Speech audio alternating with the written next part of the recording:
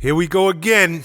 This is going to be another good interview. Yes, it is, especially with us two, man. Yo, James, we go back a long time, so this is going to be a good interview, but let me set you up properly for those who don't know, the Vlad TV audience. We got an incredible promo man, record industry exec, marketing expert, and manager to the stars. Please welcome Mr. James Cruz, the Vlad TV. What up, James? What up, friends? Thank you for that intro, man. Thank you so much. Yeah. Real talk, James, you have a very, very long history in the music industry. So many people know you. You are one of the Latins that came into the industry when there were few Latins in the game. Yes, sir. And I see the shirt, raised by Latinos. Raised by Latinos, man. You know, I take pride in that. Absolutely. And I'm going to keep it so real with you. I was telling you offline, since I met you, mid-90s, you have been waving that PR flag heavy in an industry that was predominantly African-American. So I got to give it up. But check it. I want to go back to the beginning because you have a very, very long and storied history in the rap music game. So you start out as an intern. Yes, like sir. Most people do. Yes, sir. Back then, that's all we had. Our way in was, to offer our services. I was 16 years old when I graduated high school. I was part of an SP program. What school? I graduated from Madison High School in Brooklyn. I got kicked out of South Shore for being a knucklehead. But at the end of the day, my athletic prowess was able to get me transferred to Madison rather than have to go to Spofford. And before you don't know, back in the day, Spofford was like a juvenile jail. But those were the days when you either had a wicked jump shot, you pitched a wicked rock. You didn't have too many outs from, the hood. I was born 1972, 16-year-old mom. Went into labor at the Puerto Rican Day Parade. Had me the next day. Graduated 16, played ball. I had the dream of being a professional ball player. Was actually pretty damn good. But God had a different plan. Got hurt, got sent home, rehabbed, went to John Jay College, trying to figure out what the next move was gonna be, trying to get a city job. And was home kind of depressed and got a phone call from my cousin, Liza, who was working at Polygram at the time. And she said, she called me by my nickname. And she said, you need to really do something that you really love, you have a bright future ahead of you, you're still young. They're doing this internship program at Polygram, you should come and interview for it. And I, reluctantly did, but through all the years, from my first club, I was 12 years old. I went to Heartthrobs, where it was a fun house. So I was always in the nightlife. And these are the times when we were separated. It wasn't so much that you went to a certain neighborhood for a club. You went to Mars, you went to Heartthrobs, and they played all different types of music throughout the night. So my musical taste was different.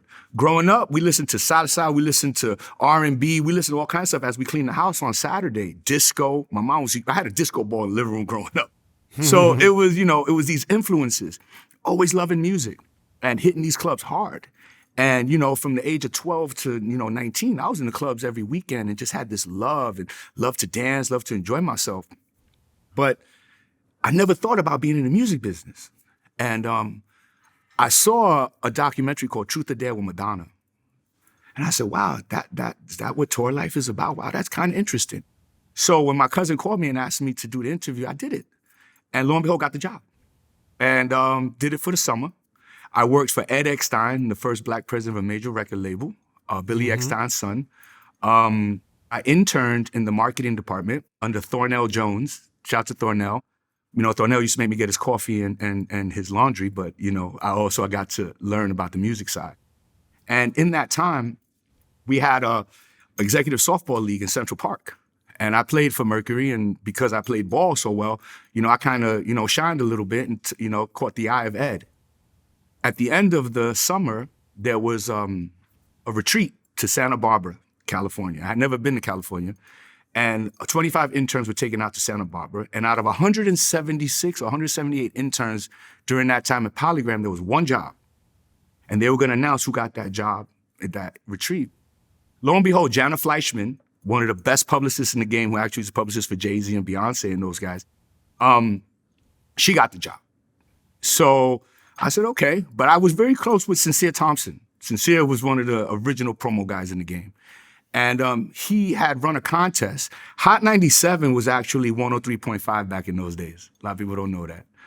Angie was on 103, Flex was on 103 before it switched over to Hot97. And I was invited to the MTV Awards because they had run a contest and the two winners only spoke Spanish.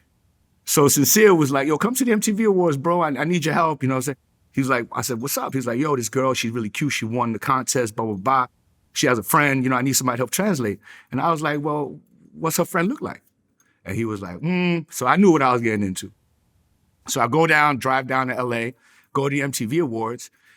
And during that time, we had an artist by the name of Vanessa Williams, who happened to be Miss America. We had another artist named Brian McKnight. And, you know, because of the youthfulness and the energy, they always took a liking to me. So Vanessa and Brian, I think, were presenting an award, and Vanessa asked me to stay in the green room and watch the kids while she went and presented the award. And as she's walking out, Ed Eckstein comes in and goes, Cruz, what the hell are you doing here? And I was like, uh-oh, I'm in trouble. All he says to me is, I want to see you first thing Monday morning. Remember, the MTV Awards were on Sunday.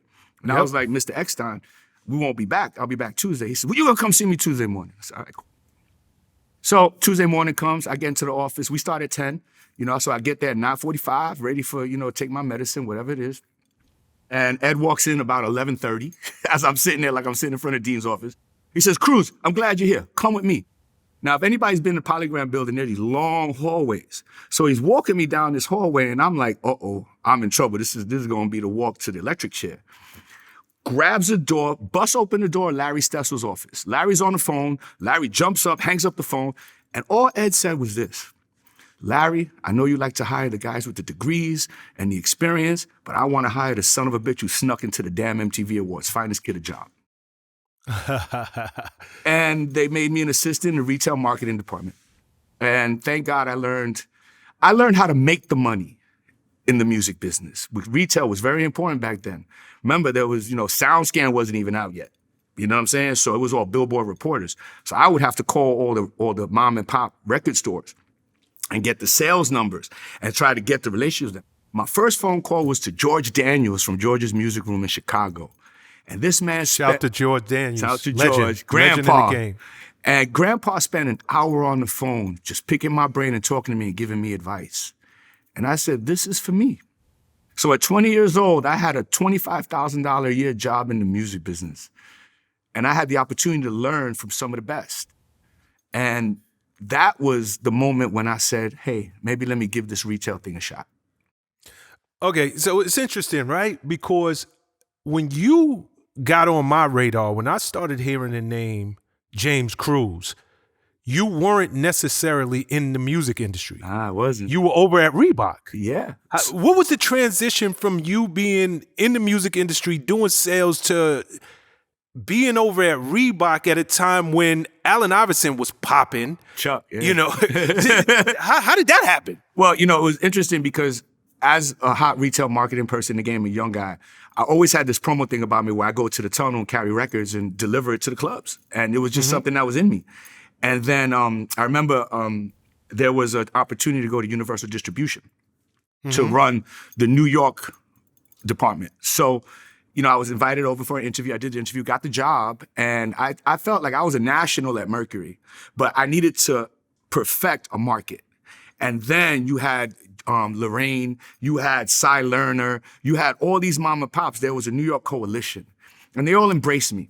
And while I was at Uni Distribution, a dear friend of mine was at Reebok, Dawn Marie Baxter. Dawn Marie Gray, my bad. Dawn Baxter, somebody else. But Dawn Marie Gray was at Reebok. And she was going from a New York regional to becoming a national. And she said, James, can we give away some sneakers to some artists? And at that time, I had some really good relationships with artists. And I'll never forget, Mase wore a pair of GXTs on his promo photo. Back then, we had black and white promos that the artists would sign when they did in stores and did appearances. And that was my huge home run win because Mase was the hottest thing moving at the time. Yep. And then at Universal Distribution, I was working Marilyn Manson, I was working Tupac, I was working Blackstreet, I was working all the different labels. Interscope was just coming, I was working No Doubt. But then there was another small distribution company for RMM, Ralph Mercado Records. And he had artists like La India and Mark Anthony. So that was right in my alley. So I'm like, yo, this Latin thing, this is dope. I could work these records too. So I took it upon myself to go work these records in the club. So I was in the hip hop club, or I was in the Latin club. I was moving around. And then when Dawn got upgraded, her position opened up at Reebok. And I said, you know what?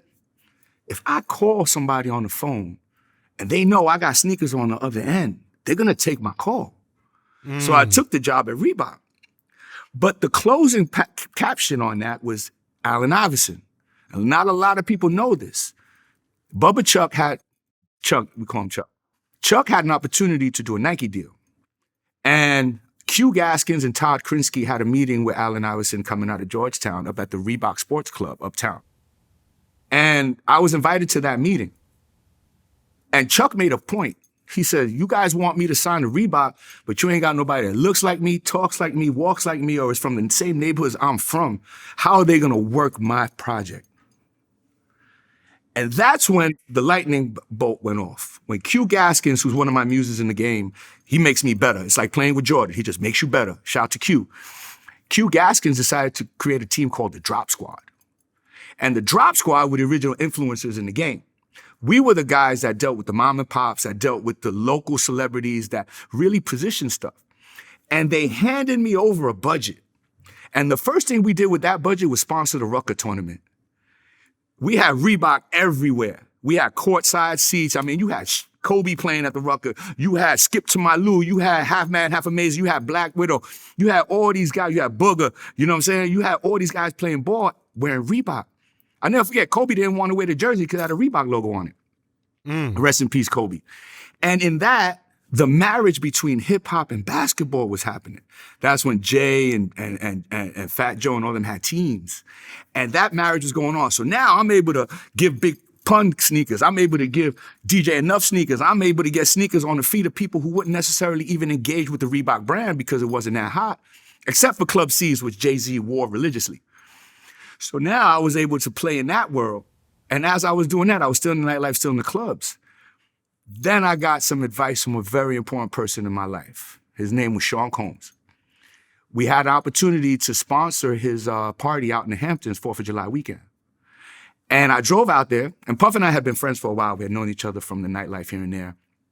I was even there when he interviewed Ed Exide for the deal for Bad Boy up at Mercury. And I'll never forget, Puff goes, yo, people look at you and they see Reebok. I want people to look at you and see Bad Boy. And I was like, okay, you know what? Puffy's the hottest thing on the face of earth. Mase did me that favor, wore those sneakers. You know, Puffy wore, and if you look at All About the Benjamins, they got Reebok batting gloves on and Reebok cleats on. So, you know, I was moving a certain way, and I took the job. And Jason Jackson was the head of marketing. And 2 months after I took the job, Jason Jackson decided he was gonna go manage Lauryn Hill. And I didn't know what I was gonna do. And I think you had just been coming in with Josh Takeman. Because I had been there. I had actually been there before you. Oh, okay. Like literally there before you. So they handed me the babysitting job to the street team. I was brought over to do mix show and street promotion. So I had June Balloon, Shan the Butcher, Tuck. We had the Bad Boy Van. We had Malcolm Miles. You know what I'm saying? Shout to the whole crew. The Shout whole to team. Jay Black, June, Shan. I mean, these are the day ones. These are the guys who put bricks in that building. Yes, the one with the megaphones, with the picket signs, the ones with the Bad Boy fake bulletproof vests, the one-piece gas station outfits. Like, we was a squad. We were a family. And I was like, yo, I just came over to run mix show and street promotion. And Puff said, well, sink or swim, you run promotion. You know something, it's crazy because I remember when you came in, like I said, you came in above us.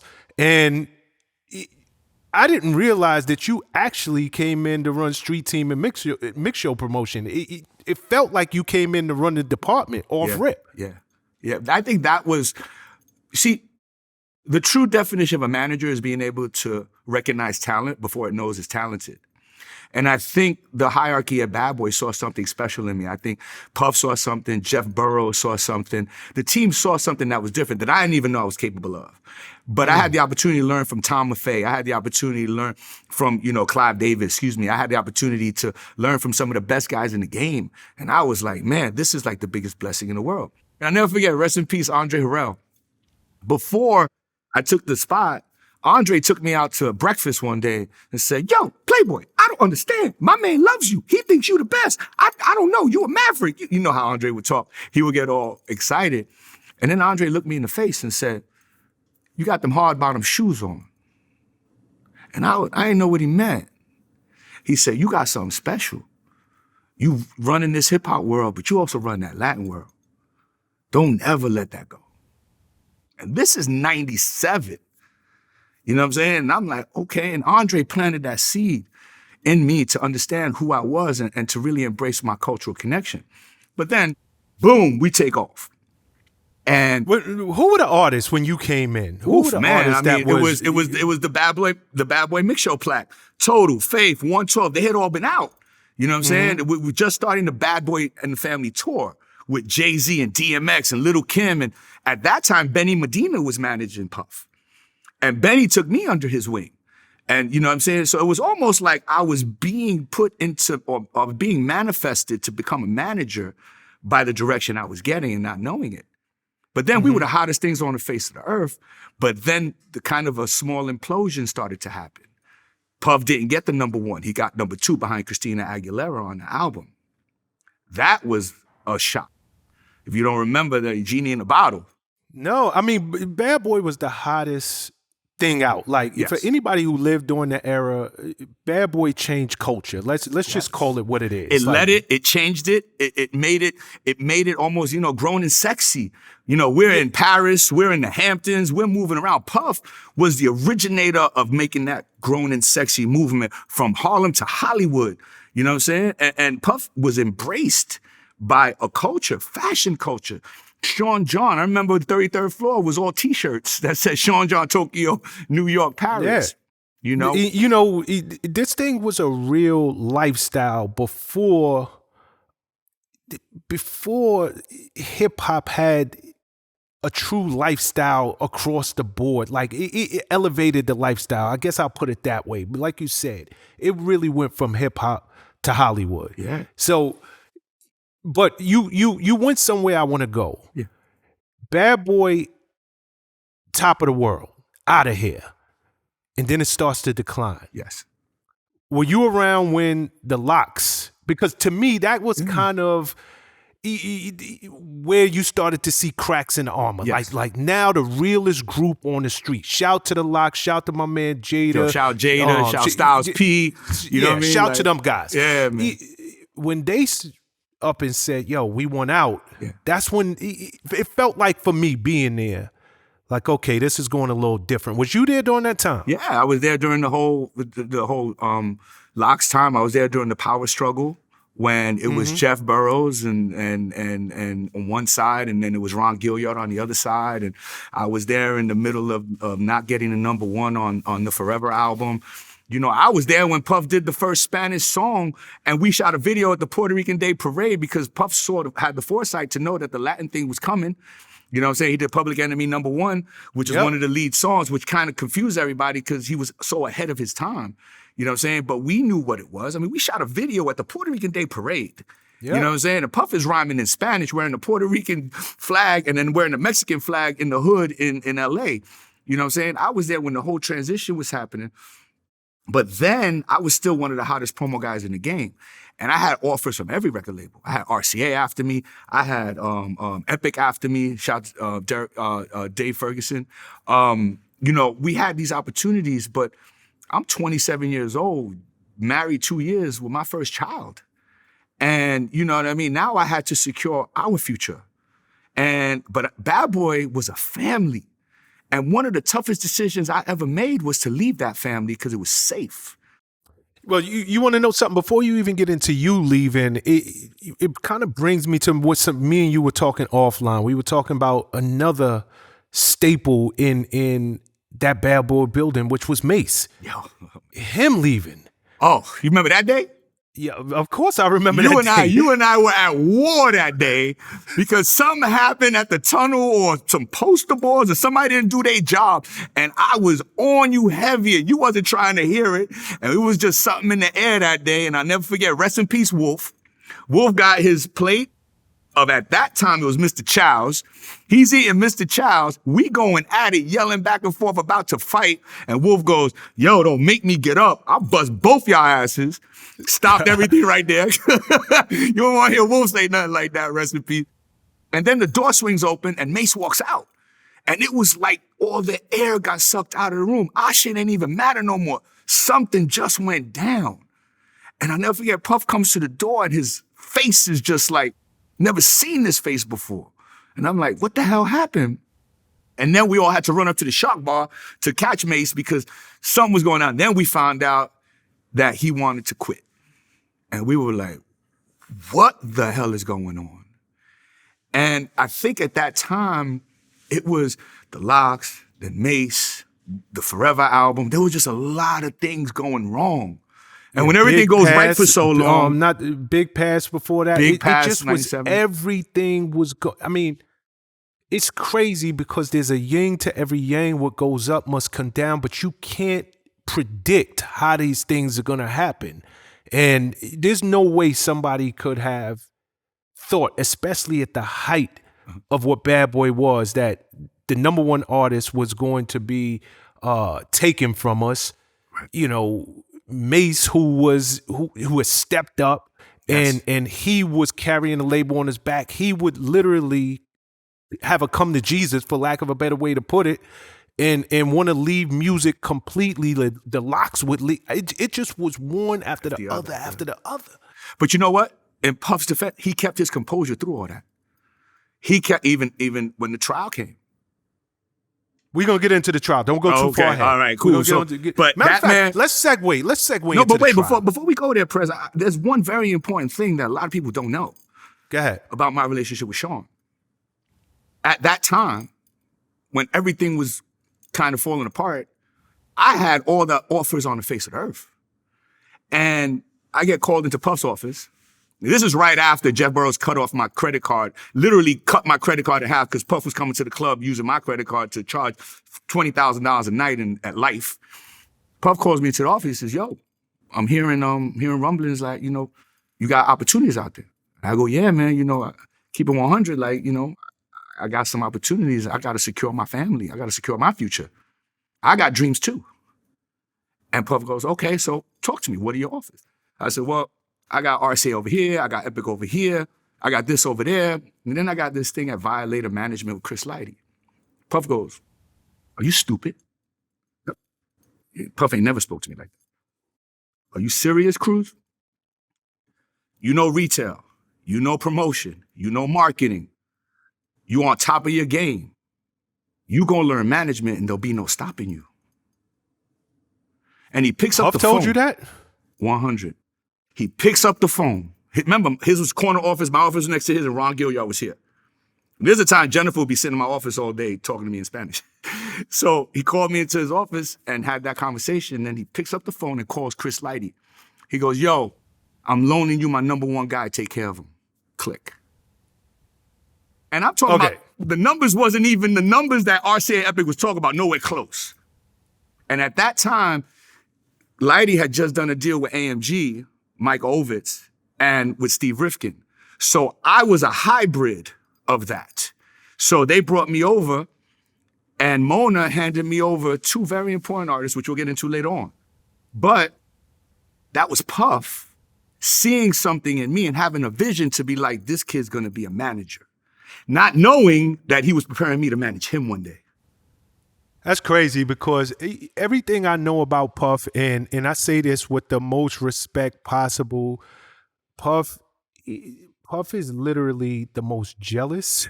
Like when you work for him, Puff is, you ain't going nowhere. like it's like being in a relationship with the most jealous person on earth. So for Puff to pick up that phone and tell Chris Lighty, I'm giving you my number one man. Either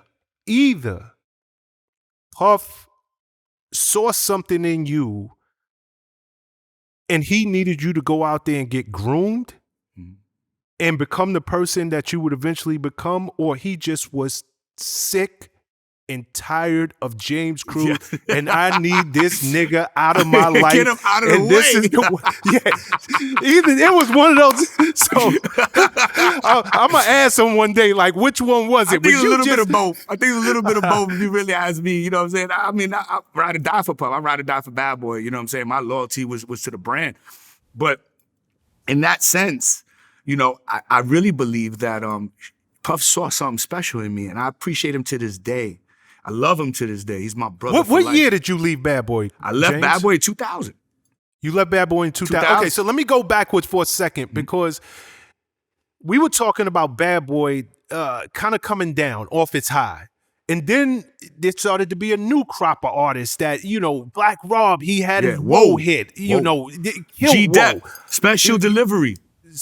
Like literally, artists started to pull their weight, put the logo and the brand on their back and go. And then in walks a kid from Brooklyn. Shout to my little brother, Shine. Shine. Woof. Shine comes in, but here's why I love Shine to this day. For one of the most stand-up, thorough dudes you're ever gonna meet. So that's number one. Absolutely. But number two, if you remember, Shine was not immediately received well. Not at all. Within the rap community. First he sounds like Jay-Z, then he sounds like Big. Everybody was, but I'll never forget sitting at Daddy's house and him, he'll tell me who wanna bang with us, ashes to ashes, dust to dust. And I never seen Puff so excited in a long time. He ran from behind the booth and jumped into the vocal booth. And you got it, we got it. And I was just like, that's magic. That was magic. And seeing that made me say, yo, he's gonna do something. Shine is gonna be something. But you gotta remember, Shine had the Range Rover. Shine had the Rollie with the diamonds. Shine was moving and he was shaking and people were just, you know, looking at him like, why don't I have that?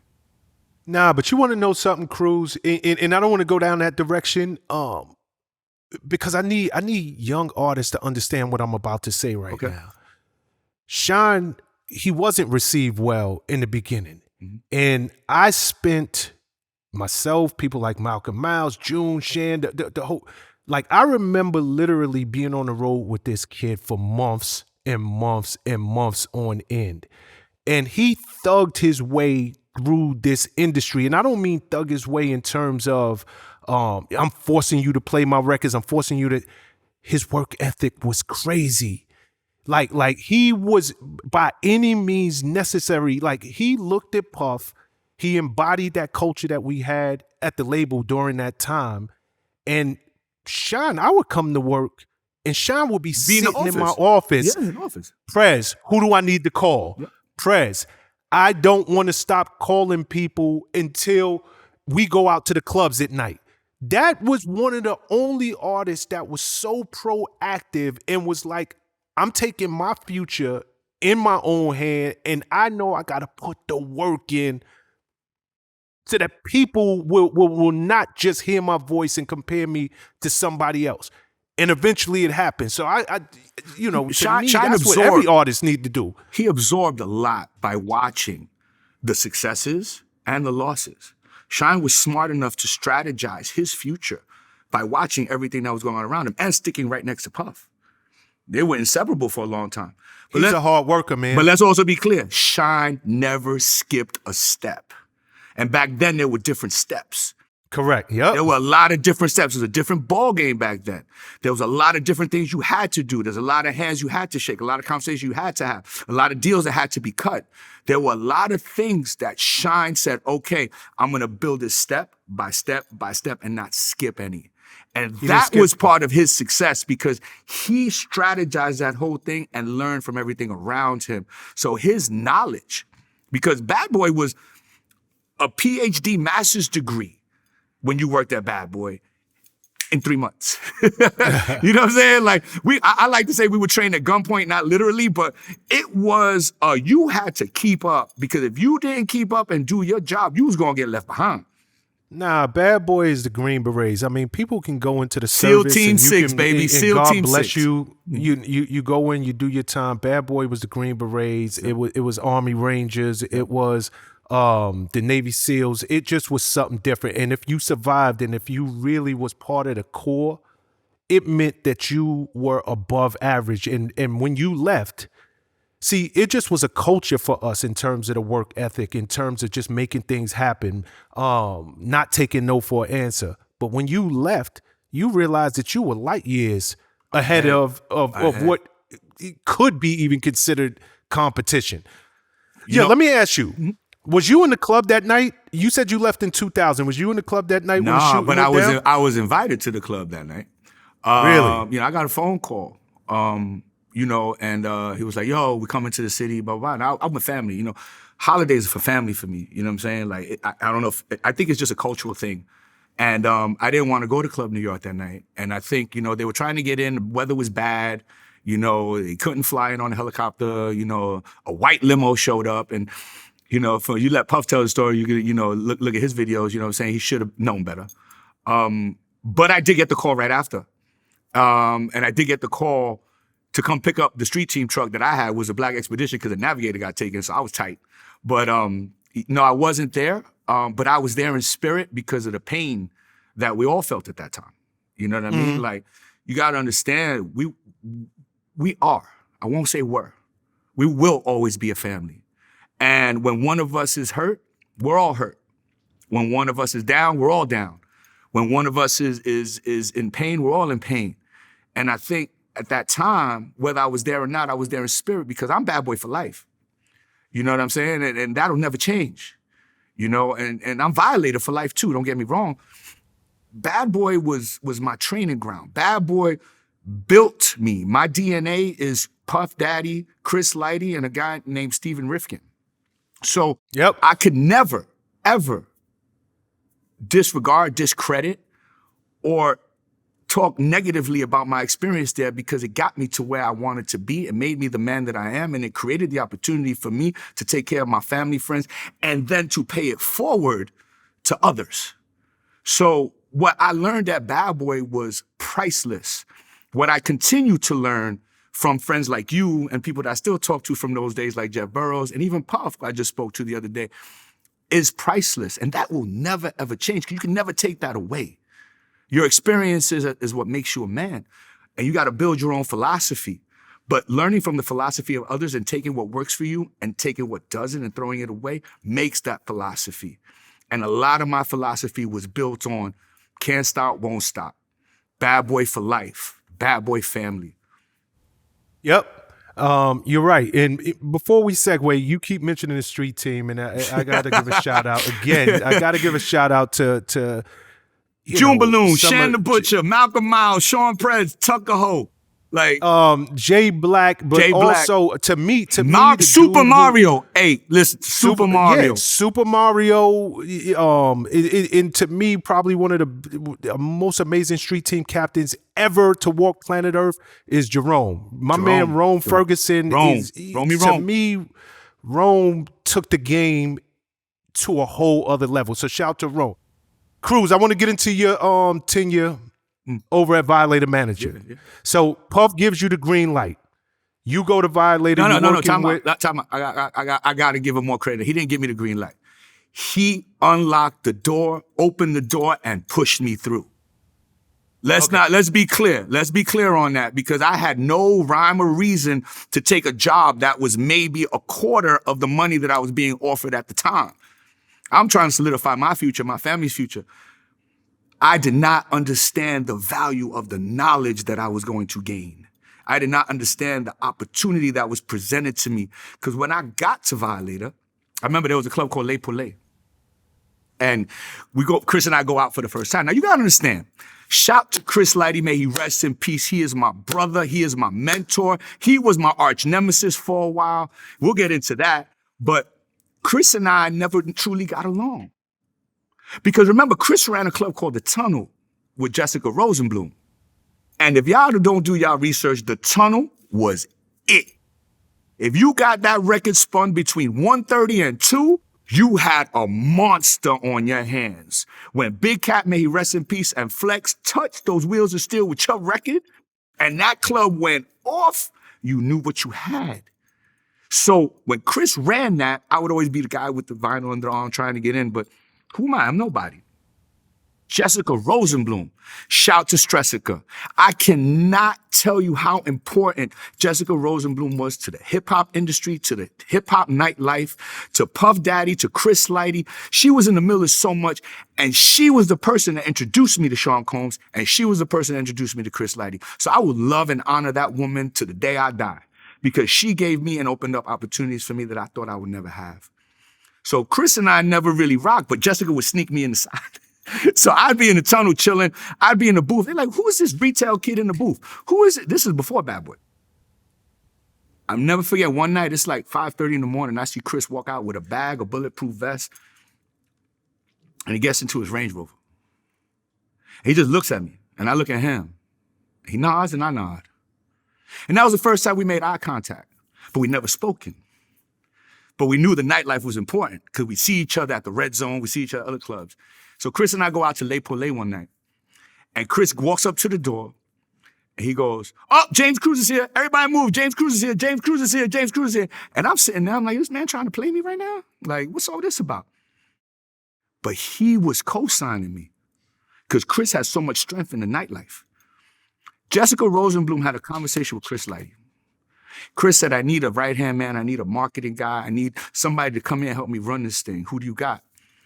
And I'll never forget, Jessica said to him, I said, listen, Chris, there's one person I'm thinking about. If I had to walk away from the rope at a door, it's probably the only person I trust to run that door right. And people don't understand how important the door was back then. And that came from running the door for Puff. Whether it was Club Exit, whether it was the all-white party in the Hamptons, wherever Puff threw a party, I was at that door because I knew I was going to shake hands and meet people that I wasn't going to be able to come in contact with. Whether it was Madonna, or whether it was the head of urban radio at Radio 1, or whether it was the head of iHeart, which was different back then, I was able to say hello to them. And when Jessica said that to Chris, it was the cosign of a lifetime because Chris said, okay, let's do it. And when we did it, and we walked into Le Poulet, Chris puts his arm around me and walks in and said, you ready for this ride? And I wasn't. I wasn't ready. I wasn't ready because I did not know.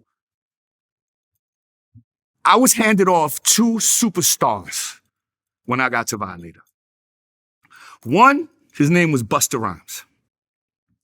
Two, her name was Missy Elliott. They fell under my management corner with the help of Mona Scott, of course, because Missy was Mona's baby. We had another artist by the name of LL Cool J. Now, you got to understand, at that time, we were friends with the artists. We had real conversations with them. We were on the road for months at a time with the artists. We slept in the same room, 4, 5, 6 deep with the artists. And I'll never forget, LL had a record, and we had a meeting, and the record wasn't working. And like I said, I wasn't ready. I said to LL Cool J, yo, that record ain't working. We got to switch gears. I'll never forget, LL was sitting like this. LL just looked up, like, why are you talking? This is LL Cool J, living icon of hip hop. And I'm talking to him like he's my best friend. First time I met the guy. I wasn't ready because I didn't have the couth, because I was just so blatantly honest. Chris respected that because ain't nobody else was going to tell LL that. Chris was definitely not going to tell LL that. Eric Nix was running A&R at the time. Eric Nix had done the record. I had offended not one but 2 people. I had to learn the psychology of management. People think management is booking a show and going on the road and signing a multi-million-dollar deal. Let me explain something to you. A manager has to be your leader, your best friend, the most honest person in your life. It's like a marriage. Manager has to be selfless. A manager has to put their artist's dreams, desires, and everything that that artist wants in their life ahead of what they want. You got to sacrifice your time with family, sacrifice your time alone. You got to put that artist first. That's something Lighty taught me. Lighty pulls me to the side and says, yo, thank you for saying that, but you could have said it a little differently. And I learned a very valuable lesson right then and there. But you gotta understand, this is before the big sneaker deals. This is before the branding deals. It wasn't cool to do branding deals early on in the music business. MC Hammer got a check and a half from Kentucky Fried Chicken for popcorn chicken, but he got shitted on by the community because he sold out. Back then, there was this sellout conversation if somebody took money from a brand. But we were in the business of, LL had FUBU. Remember that Gap commercial? For us, by us, on the low. Todd snuck that in there. Genius. This is the time Arsenio Hall, when Snoop Dogg went on Arsenio wearing the Tommy Hilfiger shirt. You couldn't find that shirt in any store in America the day after that Arsenio Hall performance. So there were little flashes of branding opportunities. Buster, Mountain Dew commercial. A lot of people don't know is Missy Elliott was supposed to have a liquor brand. Patron was coming in to do a deal with Missy Elliott. But because her demographic, her fan base was younger, it kind of fell apart. Now, this guy named Curtis Jackson walks in the room. Now, everything I learned at Bad Boy, everything Chris had with LL and learned at Def Jam, everything that was put together with that all-star squad, Jimmy Iovine, Dr. Dre, Eminem, now it was like stars aligned and there was an opportunity to take all this knowledge, this training at gunpoint, I like to say, and put it towards one defined straight arrow path. And that was G-Unit. Okay, you have, and I don't even know how to define your relationship with 50 Cent. Maybe you can define it for it. You know, 50 Cent is a genius, and I always say that, and I always will say that. For whatever reason, we know who 50 is, and 50's consistent with the way he approaches situations. And he's been very aggressive in approaching situations with me. I will always honor and admire that man because of what he did. You know, somebody asked me once, have you ever been disappointed? And I think all of us disappoint at some point. Our kids disappoint us, our parents disappoint us, our friends disappoint us. 50 never disappointed me because 50 always stayed true to who he is. And I respect that. And 50 redefined himself in film and television. 50's a drop down hard genius. The only disappointment I felt from 50 was not allowing G-Unit to achieve its fullest potential. Because what do you want mean to by talk, that? The movement of G-Unit. It was a good run. But imagine if they would have still been together. Imagine if we had Jimmy Iovine, Dr. Dre, Eminem, Theo Sotomayor, Chris Lighty, myself. I mean, Violator at the point of the heat of having 50, we had sneaker deals. We had video game deals. We had movie deals. We had vitamin water. We had a car, the Pontiac G6. Shout out to Will Castro for customizing that. The branding initiatives that are taken for granted today in the music business were the seeds that were planted by Chris Lighty, myself, and Mona Scott years ago. It wasn't easy to do all that. And you had this one team. Like I said, we were Rebook, RBK. Yes, there was a relationship there. Yes, I knew everybody there. Yes, we had access to the president and to people there that trusted and respected our vision. We had a guy with a 9mm pistol pointed at you with a Gucci gun belt selling sneakers. We were giving away mixtapes to sell sneakers. We were given the budget to do a commercial. Let me explain something to you. When we launched the first G6, sneaker commercial cost us $1 million, $1.5 million. We said, give us $250,000. We're going to do this commercial for you. Give us the rest of the money to place it on television. We went and called Jesse Terrero and shot that commercial. We did CG before there was CG. We put vitamin water in the commercial. And then we took the rest of the money, and what did we do? We bought every other commercial spot on the BET Awards. Strategic. Everything was thought out and well planned. On the second one, we did the same thing, but we incorporated, because 50 at that time was a superhuman being. How do you make a superhuman being human again? You surround them with other superhuman beings. So we put Winky Wright. We put the quarterback, Donovan McNabb. We put Manny Ramirez. We played street stick ball We boxed on a roof, and we played street football where Banks opens the car and the guy falls over. And we had vitamin water in there. And we had a ice cream truck with a Puerto Rican flag with guys playing dominoes on the side, culturally relevant. So we were able to do things because we had the key to the gate. We were the original trendsetters, original influencers. We knew how to speak to our community. We knew how to speak to our audience. We knew how to speak our brand and conform them with other brands. Puff works with Ciroc, 50 works with vitamin water. It all made sense. You know, James, we started off this interview, literally, I announced you in the beginning as a marketing expert. I think that the audience is beginning to understand why I would give you that. That's not a title I just threw on you.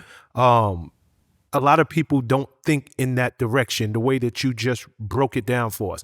Got a question for you, because you mentioned these huge deals with 50 Cent and G-Unit. The Glacial deal, the vitamin water deal. Yes. How involved were you in putting that deal together? Well, 50, again, the genius that I say, went to Chris and said, I want to sell 50 Cent waters.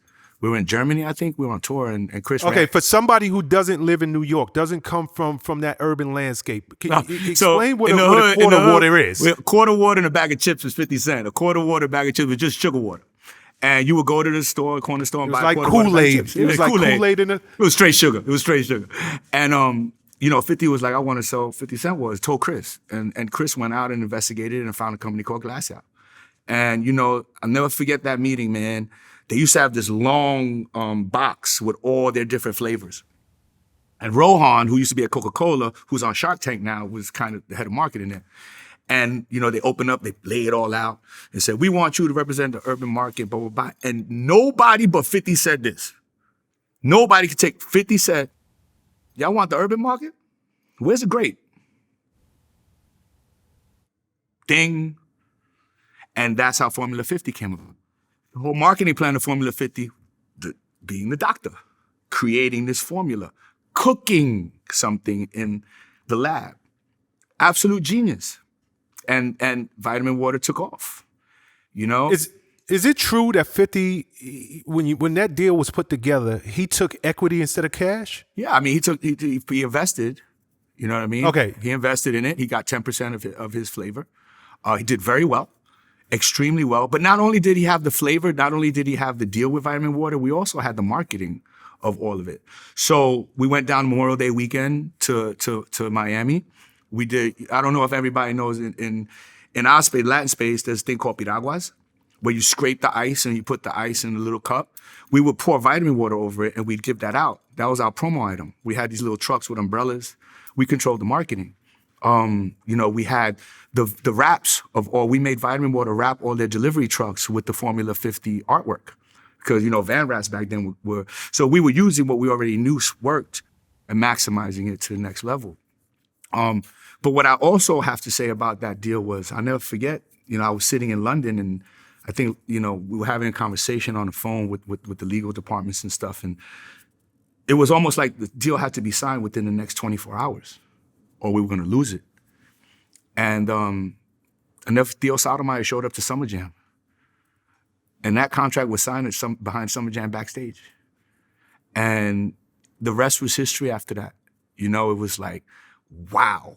And I never expected it. My paperwork wasn't right. And that's my fault. I didn't see what I felt I should have seen out of it. But I don't think I was ready for that either. I wasn't ready. Okay, stop there for a second. What do you mean your paperwork wasn't right? I didn't have investment. I would have invested every dime I had in that brand. We were going so hard for it. I would have put every dime I had. I'd have borrowed money to put into that deal. You know what I mean? But we were printing money at the time. We were the agency of record for Rebook, doing all the Rebook marketing. I mean, we would go on tour. We were on the Rock the Mic tour.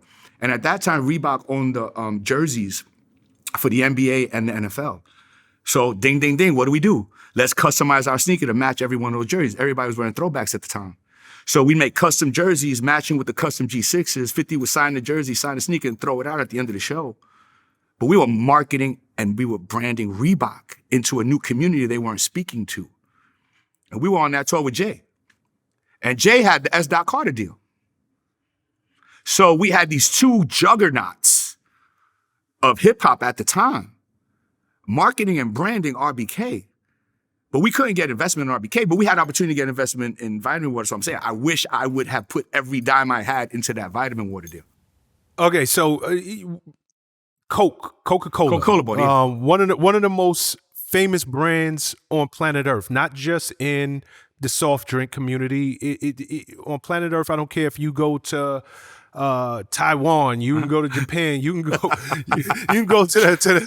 rainforest in Brazil. Yeah, they got a long brand width. Yeah, they got a brand width. Exactly. They buy vitamin water for something for like $4.1 billion. Mm-hmm. It's rumored. I wasn't there. I'm asking you. It's rumored that 50 Cent made something north of $100 million. It's not my position to divulge people's personal business. You know what I'm saying? But that was a business deal that did very well, extremely well, a lot better than anybody thought. And it gave an opportunity for other individuals to invest in their brands. And as we're seeing what's happening with Yeezy, as we're seeing what's happening with Ciroc and Ace of Spades, you know, it was one of the first times where equity became more important than a financial contribution from the beginning. So okay, so let me ask you something specific. Game changing. So let me ask you something specific. I know you can't speak on somebody else, what their check look like. Mm-hmm. James Cruz check. Zero. I know you said get the hell out of here. Zero. Yo, James, cut it out. Word is bomb. Zero. You got no money. But you know what? It was okay. No, it's not okay. Yeah, you know what? Yes, it is. We made money on the marketing. I know you got to tell yourself that. No, Cruz, I'm your man. Listen, we older now. We older now. Let's stop that. It was fine because I wasn't ready. You got to understand, people think they're ready. I was in a different place. I would have probably messed up that money. I'd have probably ruined a bunch of things. I wasn't ready for that. Sometimes the worst thing you could do is give something to somebody that wasn't earned. Damn. You know what I'm saying? You give something that wasn't earned, people don't appreciate it. I probably would have messed that up. And I'd look at that as a toll. That was my toll I had to pay. Then I always got my paperwork right now. Ain't no way you coming to me without proper paperwork. Ain't no way that I'm going to put my blood, sweat, and tears into something and not, make sure that I'm going to be compensated later on the back end. It was a learning experience. Why be salty? Why be upset? Money ain't everything. Listen, Prez, I'm filthy rich in life, in love, and in family. And that's worth way more than any damn check I could get. Cruz, I'm going to tell you something. This is real talk. You have really grown. You really, really have. Damn, man, was I that bad? No. That's well said. That is well said. That is a hellified check that you could have had, but to be able to see the bigger picture in it, that at that time I was not ready for it, and to understand what true wealth really is. Yes. Family, like you have really grown. So I'll give it to you. Thank you, sir. Question for you. You have, for lack of a better way to put it, a complicated history with Chris Lighty. Yeah.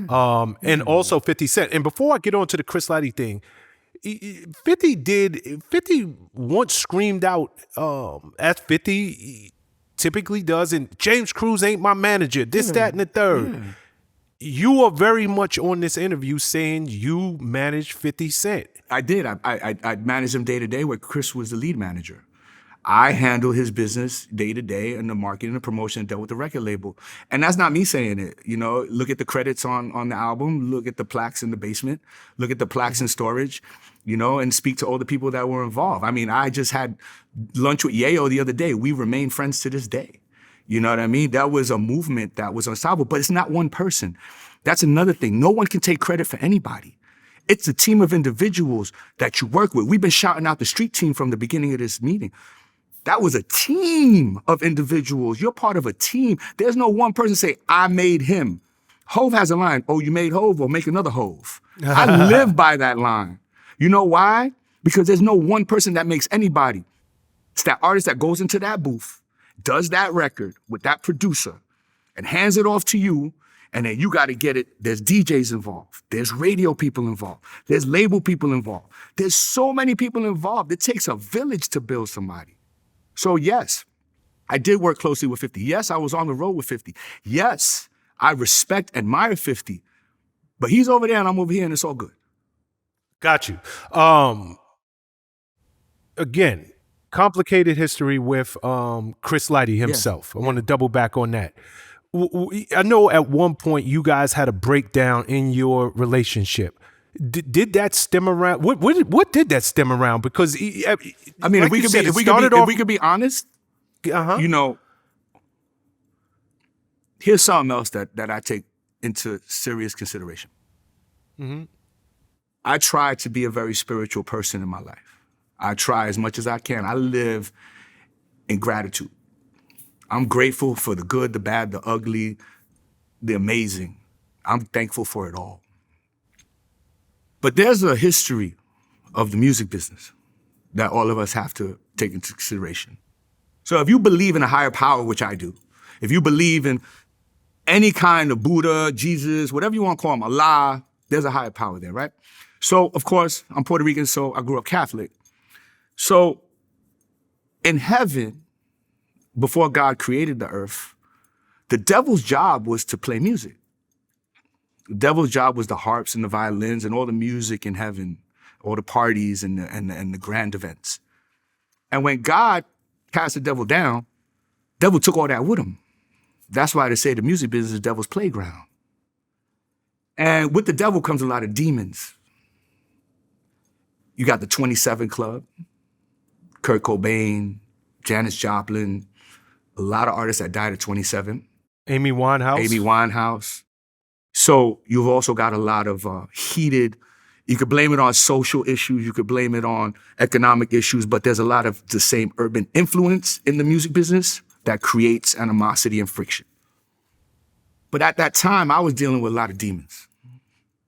And thank God, through his grace, I got through that. And through the help of my family, I got through that. And through the help of myself, I got through that. And in that time, my mind wasn't in the right place, so I wasn't understanding what was going on because there had been so much. You know, a friend of mine calls me Forrest Gump because my life is almost unbelievable. And he says to me, a third of what you went through would have destroyed the average person. But we're warriors, Prez. You know what I mean? We don't survive, we win. I remember one night we were at Bad Boy and Puffy was reading for a film. And it was 3 o'clock in the morning, we had a marketing plan, and Puff says, everybody sit your ass in the office, I'm coming to see y'all. And he brought us a document, which was a speech from Vince Lombardi. I remember. And it said, winning is not a sometimes thing, it's an all the time thing. You don't do things right once in a while, you do them right all the time. Winning becomes a habit, but unfortunately, so does losing. I live that every day. You do what's right, even if you're on the side of what's right, you can never be wrong. So I look at that as a perspective. But at that time, my mind wasn't following these codes, these philosophies that I worked so hard to build. And that created a rift in my relationship with Chris, plus a couple of other outside influences that he had to deal with as well. I mean, Chris really taught me that family is really everything. So it wasn't a specific deal or anything like that? No, it wasn't a specific deal. It wasn't a straw that broke the camel's back. It was, you know, a long time coming from a lot of personal issues that I was dealing with at the time.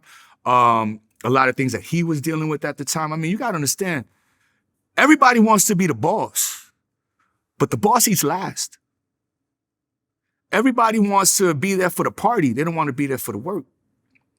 You know, Chris put in the work. Chris and I were inseparable. Chris and I love that man. Yo, you know what? Everybody listening here right now, yes, I can say it as a grown-ass man about to be 50 years old. I love Chris Lighty. And I will always love Chris Lighty.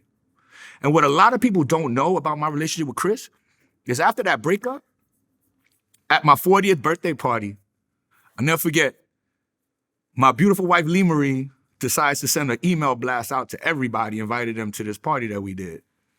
And of course, Chris was on that list. And Chris showed up, and we just looked at each other. And Chris just said to me, yo, let's put Batman and Robin back together again. And I said, yo, let's do it, but this time I'm Batman. And we gave each other a pound. That's the photo I posted, me and Chris pounding each other. And we were working it out to get back together. And unfortunately, 2 months later, he passed. And my mom, who's a very, very connected person spiritually, said that was his soul making up for whatever it was between you two. Because it was almost like everything was forgotten right there in that second. Because we were the dynamic duo. Shout to Mona. Mona Scott was a therapist of mine in managing and putting that relationship together with Chris and I. But things did go bad. But everybody gets a second chance to make things right. So let me ask you a very specific question then. Mm-hmm. You knew Chris in a way that most people didn't. I mean, Well, I never. knew Chris. They did know. Yeah, I knew Chris, but I didn't know him the way you knew him. Mm-hmm. You guys worked together. You were family. You fought just like brothers do. Yep. When you got the news that he passed, but more specifically that he took his own life. We didn't know that then. And we still don't know that. Here's my question to you. Do you believe that the person that you knew, the man that you knew, Chris Lighty, is he capable of that? Daryl, Chris Lighty, baby Chris. No. I've seen that man go through war. I've been at side by side with that man in war. In the boardroom and in the street. No. The Chris Lighty I knew was a warrior. We're all warriors, man. He was a warrior. He was he was my brother, my best friend. Mike, Dave, the whole family. I felt just as close to him, even though I might not be blood, like they did.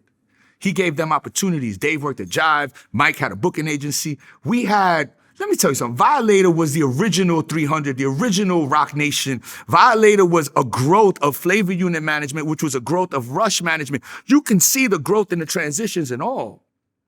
Starting with Rush and Russell and Lior, then going to Flavor Unit with Shakim, then it's Violator.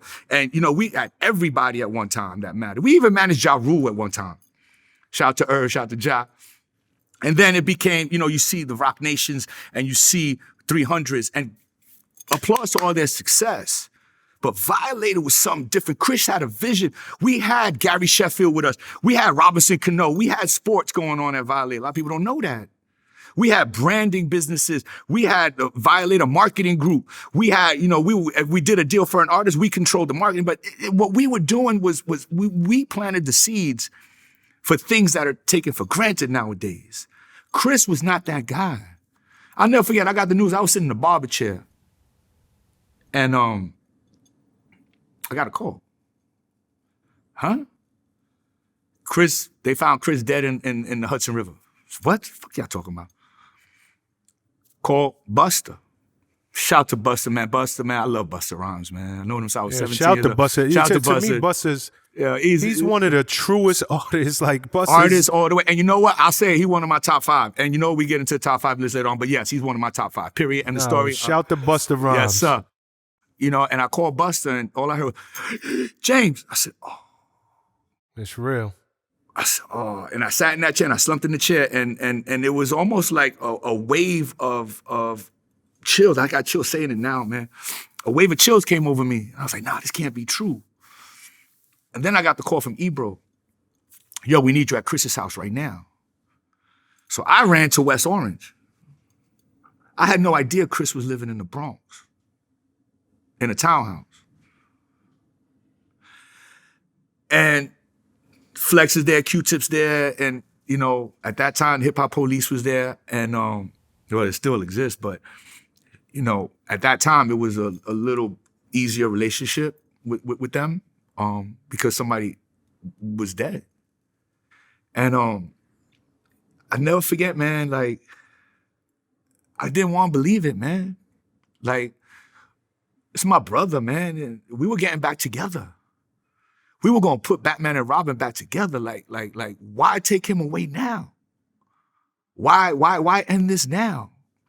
And I'm gonna get really serious right now.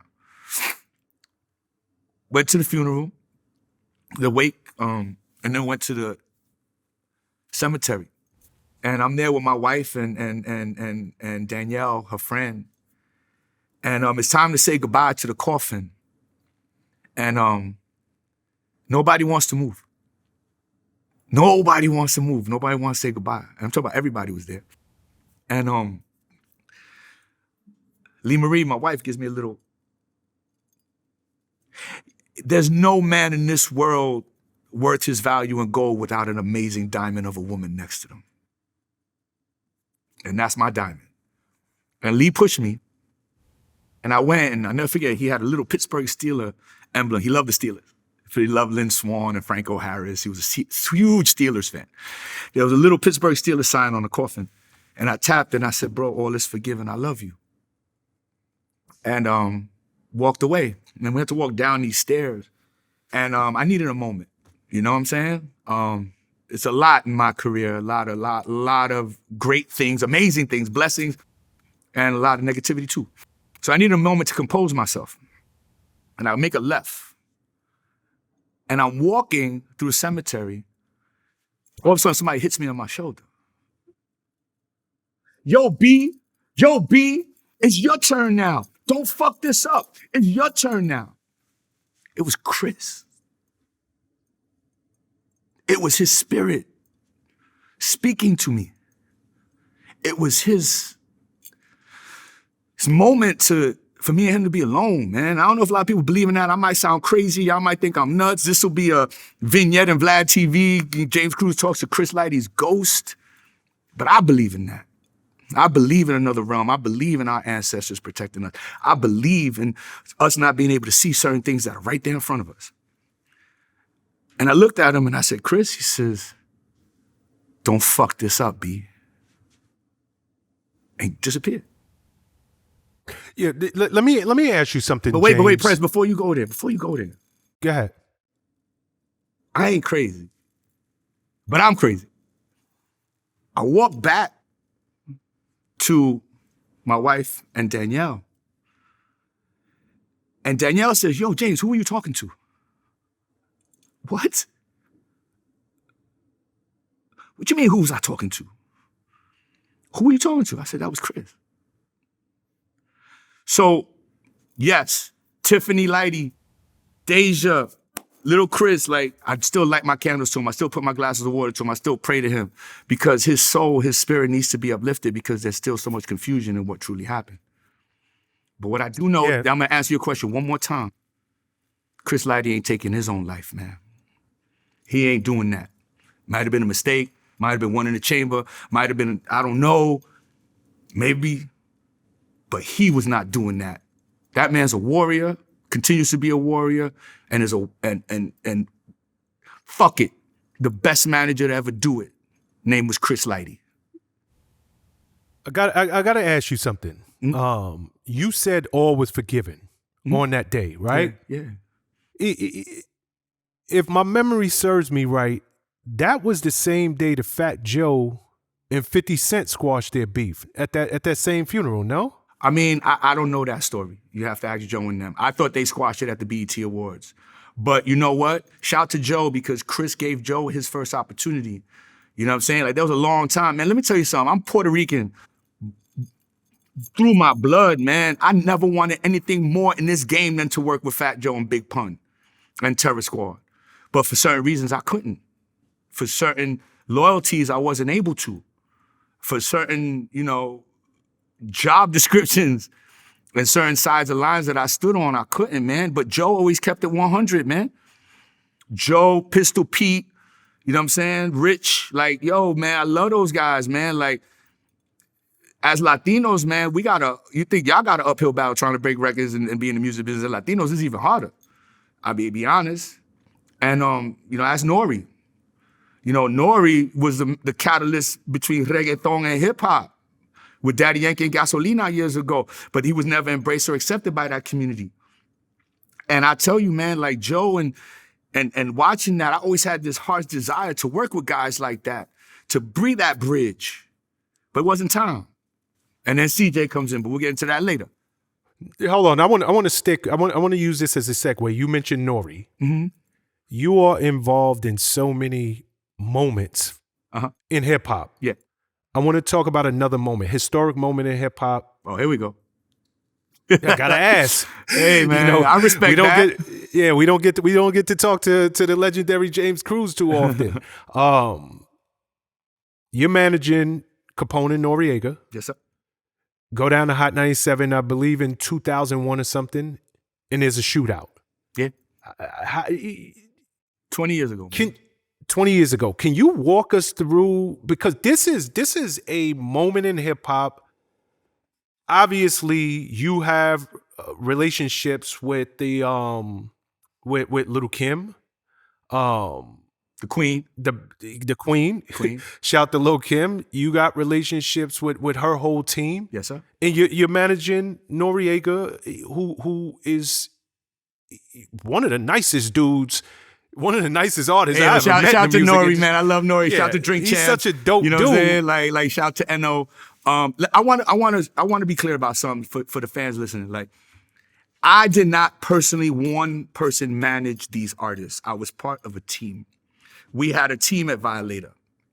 Chris Lighty, Mona Scott, James Cruz, Eric Nix, Akina Rahman. There was so many of us at Violator that we all took a part in each one's of our artists' career. I was a day-to-day guy. If you went to radio, like you said, promo man, I was at radio. If you went on tour, I was on tour with you. I was a guy moving around. I love to travel, and I also love to protect our artists, especially on the road. Not from a security standpoint, but from a business standpoint. So yes, Hot 97, there was a situation. In that situation, I think there was, just like what's happening today, I feel like the government and law enforcement just really has an eye out for successful individuals in hip hop and are trying to create things that aren't really there. And yes, we all got jammed up. But to that point, yes, to this day, I still have an incredible relationship with the Queen Bee, Little Kim. I still have an incredible relationship with D-Rock and Rube and Junior Mafia. I will say this. It was a really tough time for a lot of people, and a lot of people got put in situations they didn't deserve. But everything happens for a reason. And whatever that reason was, that's 20 years ago. If you know, you know. If you don't, you don't. And you just keep it like that. Good answer. You know, I will say this because Vlad recently interviewed Gutter. Okay. Everybody knows Gutter, All right, Gutter. from Notorious B.I.G. Shout to Gutter, So shout to Banger, shout to Gutter, shout to Lil C, shout to the whole mafia. Yeah, and Gutter spoke about that incident in detail. So, and he personally was like, yo, he let off something like 20 shots. We was leaving. They pulled up. They had a few cats with them. And some words was exchanged. Then some shots was exchanged. Pretty much. Well, according to the reports, they say that you fired at least 20 shots during that time. And this guy named Efrain Ocasio got shot. Yeah. Did you see, from your standpoint, first and foremost, at that time, and I believe, and I could be wrong, I know that there was a feud going on between Kim and Foxy Brown. Was that at the core of it? What was the issue here? Listen, Do you even know? I was just happened to be at the radio station doing my job that day. I had no idea that there was even a beef, an ongoing beef. You know what I'm saying? Like, yeah, I didn't know what was happening. All I know is that Clue booked Junior Mafia right before he booked Capone and Nori. I don't even know if he knew. I don't think anybody knew. If you knew, why would you do that anyway? So, no, I didn't know there was ongoing beef. No, I didn't know the severity of that beef. But again, you know, when you do the right thing, you can never be wrong. And the right things were done. Hence, I still have a great relationship with Little Kim, the Queen Bee, and I still have a great relationship with a lot of the people involved, and that will continue. You know, it's so crazy, you know, even as we're having this conversation, because you don't never know where these beefs stem from. I do know Kim, she dissed Foxy on the Notorious K.I.M. Foxy comes back, because I was trying to figure out, like, how the hell did Capone and Noriega even get in this mix? Like, what they got to do with this? But, you know, even as I'm thinking about it now, I know Foxy, she did a verse on Bang Bang, a Capone and Noriega song, where she went back at Kim. So I'm wondering if that whole situation stemmed from that one little verse. I mean, Because I still don't know how. I don't know either. After everything that happened and hearing all that, it makes sense, but nobody really knows except the people truly involved. So why Gotcha. try to figure that out? Why are we asking that question 20 years later? Well, you know, Gutter said he went down and eventually he did 16 years, like 16 years behind that. So he's home and shout and again. Shout Welcome to home, him. Gutter.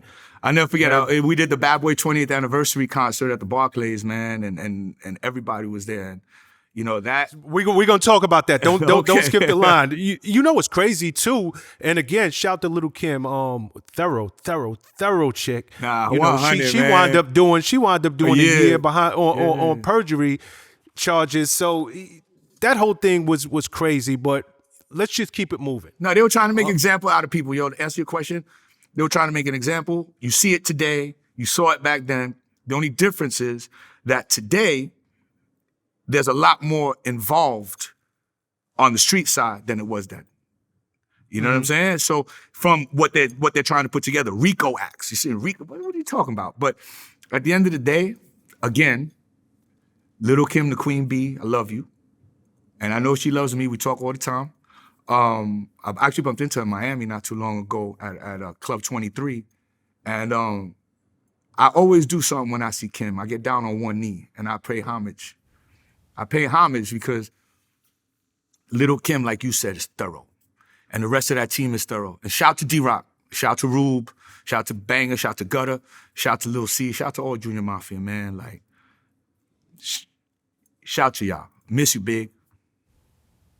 That incident for you was a turning point in your life in a lot of different ways. Yeah. Because if I got my timeline correct and just my memory, you really left that whole situation and kind of went through I don't want to know if I want to call it stepping away from the industry. I don't know if you were depressed. I don't know. Like that situation for you was life-changing, no? I was lost, man. I was lost. I never forget, you know. I mean, we talk a lot about mental health nowadays. Mental health is a very hot topic. Back then, we didn't talk about mental health. Talk about 20 years ago. Mental health, you know, substance abuse, alcoholism was looked at as a weakness, not as a disease. Sometimes as men, you know, we don't like to ask for help because we'll handle it ourselves. But it wasn't just that. It was a lot of things that put me into a concerned depression. It was a lot, you know. Shout to my daughter Alexis. You know, she broke me out of it. You know, there's nothing like having a beautiful family. Family's everything, and I have an amazing family. And my daughter Alexis was the one who really shook me out of that. Really? Yeah, it was a tough time. You know, I don't use this as a badge of courage or as anything to brag about, but I'm the only one person in 2 to 3 shootouts at Hot97. And the second shootout happened the day before I had to testify. And what was said was said. Look at the paperwork, but what was said saved a lot of people. But that was a very troubling time. And one of a client of mine said to me one day, he said, listen, like I said before, you know, I get hit in the head, I call the wolves. You get hit in the head, you call 911. You a civilian. There's certain codes and philosophies I live by. Doing the right thing, being on the side of what's right. You can never be wrong. Building your own philosophy, paying things forward. But there's street codes and stuff that I respect, but I didn't necessarily live by. And I learned to respect them, engage them, and embrace them and do the right thing for the people. You know, shout to Roger Bonds. You know what I'm saying? Shout to Bonds, man. Bonds taught me a lot. Shout to Bonds. And more importantly, for anybody who knows, Bonds is one of the most stand-up fathers in hip-hop. You know, we're praying for your son, Kevin. Yes, free Kevin. So definitely, free Kevin. Free Kevin. Like Bonds, you know, angels come into your life in different shapes and form. And Bonds came into my life as an angel and really taught me where I went wrong in that. I grew up, ain't no excuses here, bro. Like, never had a positive male role model in my life, never had a father figure, whatever. All that and a token will get me on the train. But Bonds really put his arm around me and really explained the situation, not just to me, but to everybody. and really made it a point to speak the truth. And one of the most stand-up guys on the face of the earth, a dear friend to this day, yo, Bonds, man. If I never said it to you before, man, thank you, bro. Let me ask you this. You mentioned testifying. We won't go deep into it. We don't even need to. But if you had to go back into time, would you handle the situation the same way, being this older version of James Cruz? I would have definitely handled it differently because I would have known, because the experience came from dealing with the situation. Mm-hmm. I didn't have the experience prior to. And there were a lot of mistakes made by a lot of people. Mm-hmm. Not just one or two people, a lot of mistakes made in that whole situation. A lot of concerned mistakes. And at the end of the day, whatever was said on my behalf helped people. Whatever was said on my behalf was, at that time, my truth. And that's all I say about that. You were at the Vibe Awards when there was a stabbing that went down, no? Man, I was everywhere. I've been in all kinds. I've been all kinds. If you want to start listing all the stuff I've been in, like it just, the list goes on and on. I've been in so many situations, man. Like, yeah, I was there. Yo, Cruz, like, it's like, my God. Yo, it's literally like my man Laz Alonso says. It's Ferris Bueller. It's really it's for me, like, yo, man, like, I thank God. I live in a state of gratitude every day. I thank God and my angels for the protection that I've had, because a lot of this would have killed or destroyed a lot of other people, but we wasn't gonna let that happen. And when I say we, I don't mean just me. I mean my family. I mean Puff. I mean Chris. I mean all the people that have been around me that have helped me through things, and I've helped them. You know what I'm saying? And realistically, man, the list goes on. And I'm sorry to cut you off. When you went to that awards, mm-hmm. you were there with your client's G unit because you work with so many people. Is that the client you were with that night? I was with the unit. I think Yayo tells a story about that on one of his interviews. You know what I'm saying? And what happened that night? Management's a selfless job. Sometimes you got to do things that go against your core values for your clients. You know what I'm saying? Mm-hmm. But you got to do what you got to do, man. And if you know, you know. And if you don't, you don't. I got to say it again, because everybody might remember things differently. If you see an accident, say 10 different people see an accident, you're going to get 10 different stories. You know what I'm saying? Okay, for people who are not familiar with that night, I just want to fill in the blanks, because me and you were talking, we know the incident. Suge comes to the Vibe Awards. Mm-hmm. He's uninvited. Yep. He's with Jimmy James Johnson. Mm-hmm. And 50 saw Suge and Irv Gotti. Mm-hmm. According to Yayo, and this is an interview he did with Vlad, Yayo was like 50 sent James Cruz to the store for like 15 knives. So I never forgot. It was like they was walking in slow motion. They was walking by the trailers. And 50, being the genius he is, told James Cruz, go buy 15 knives. And James Cruz went, bought 15 knives, passed them on the trailer, and we was like, 15 niggas with knives is like, you ever seen American Me? Oh, yeah. You seen how motherfuckers get sick? Yeah. So you know, 15, that was the movie that made me never want to go to prison. Just so you know, that movie right there. So 15 niggas with knives, we moving like, come on, we moving like niggas in American Me. Yeah. Any truth to that? I'll remember that one, man. Like, you know what I'm saying? I'll remember exactly what happened. With years of therapy comes years of pushing things to the side and letting them go. You know what I'm saying? I let go of a lot, but you know what? If he did ask me to do it, I would have done it. If 50 sent me to go do something, I did it, man. Like, I don't even call 50-50, and I hate saying it. I call him Paulie, because he says, call me Paulie because I'm the boss. You know what I'm saying? Like, as a manager, you got a job to do. I don't deliver, as a manager, I don't deliver a job. I deliver a result. And that's what a lot of managers, in my opinion, don't understand. Your job is not to work. Your job is to deliver a result. You know what I'm saying? And success. And do whatever it takes to get that done by any means necessary. You know what I mean? But I will tell you this. It's funny you mentioned that because, I knew Suge. I knew Irv.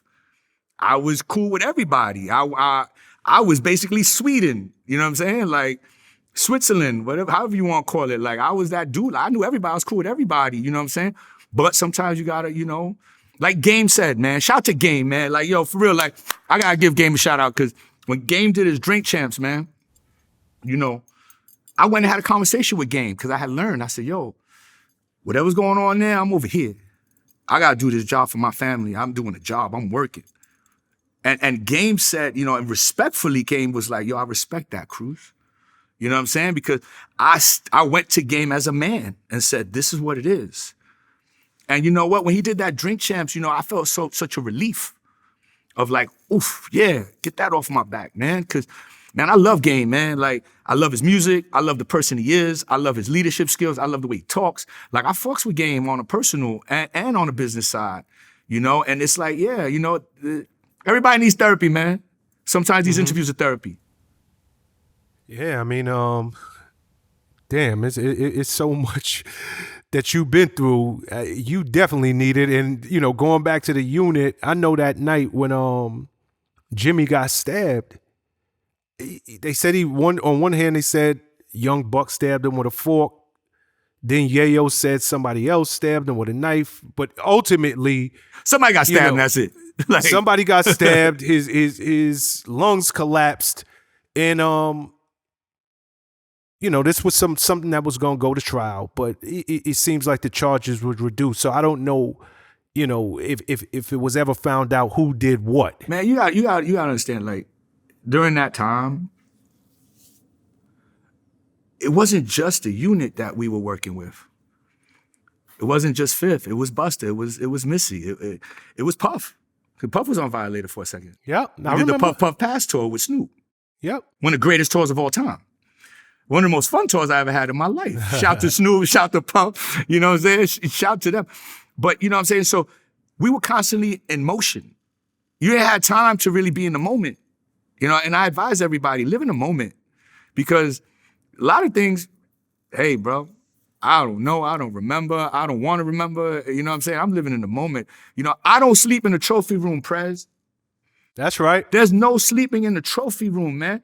Like, my trophy room is crazy. There's all kinds of awards, all kinds of plaques. I don't sleep in my full basement that's loaded. I got so many plaques. I got plaques and stories. But you know what? That don't mean nothing. You ain't as good as your last game. You're only as good as your last game, I should say. But you ain't as good as your last game unless your next game gets better. That's real. And constant improvement is the motion. Constant improvement for self, for family, for clients. Like, you know what I'm saying? Like, it's a different ball game nowadays, man. Like, I know this producer, so I'm a VP of A&R. Man, sit your ass down if you don't stop with this new generation of executives. Like, we were trained at gunpoint. Like, let's just stop. We didn't skip any steps to get to where we were at. You know what I'm saying? And I sit back and I look at it from the perspective of, listen, man, a lot of people come to my crib and they be like, wow, I forgot more than a lot of people know. Yeah, so let me ask you something. Do you remember, you and 50, I want to go back to that because y'all got such a long history together. Do you remember what ultimately broke y'all up? Like, why you stopped working with it? Again, I'll be honest. I'll be straight up and honest. I was in a very bad place. I gave up the answer to something I shouldn't have gave the answer to. It should have been more strategic. And then right after that, Vitamin Water sold. So I was salty, man. I was salty. Oh. I was salty, bro. I was salty about a lot of things. I was salty about, there was one night, I never forget this shit. We were in Las Vegas. And this is when I should have seen things were going left. We walk up to Tao. We have a dinner at Tao, right? So Chris is there with some other people, and he walks up to the door at Tao, and they won't let him in. And he's, somebody says, do you know who that is? That's 50 Cent's manager. And the doorman at Tao said, that's not 50 Cent's manager. His manager is right there coming up the stairs, James Cruz. That right there should have given me the warning sign that titles, positions were being put into a confusing area because it was a team of individuals. It was SEAL Team 6. It was Chris, it was Mona, it was me, it was Akina, it was Gail Hansen. It was a lot of people that were involved in all these careers. It wasn't just one person. It just happened to be that I was always on the yard. I was always out there with them. And to this day, you will never hear me take credit for any of these talented superstars that I have been blessed and highly favored to work with, because I was just part of a team. I was part of a team that moved a certain way. Now, if I had to take the lead most of the time, I took the lead. So what? So be it. But here's the caveat to that. The caveat to that is there's a guy named Michael Jordan. And when Michael Jordan wore 45, you didn't sign Michael Jordan wearing 45 to give you 36 points a night, 18 rebounds, and 10 assists. You signed Michael Jordan to give you 16 points a night, 6 rebounds, and 2 assists. But you signed Michael Jordan to give you leadership, experience, expertise. And at this point in my career, that's who I am. I'm that guy that's going to bring you that experience so that you don't just listen to what I say and do what I say. Learn from my mistakes. Because there's a very, very, very big concern about people being vulnerable, admitting to their mistakes. I'm happy to admit to my mistakes if we can help one person not commit the same mistake. I'm happy to tell my story so if it can help one person uplift them to keep going. Because I could have gave up a long time ago. I should have gave up a long time ago if you ask some of the therapists and people that I've been around and switched careers. But there's no stopping me. You gotta knock me out the ring, man. Like, let me be clear. Muhammad Ali is considered the greatest of all time. That man got 3 losses. So to be able to really appreciate winning, you gotta know how to lose.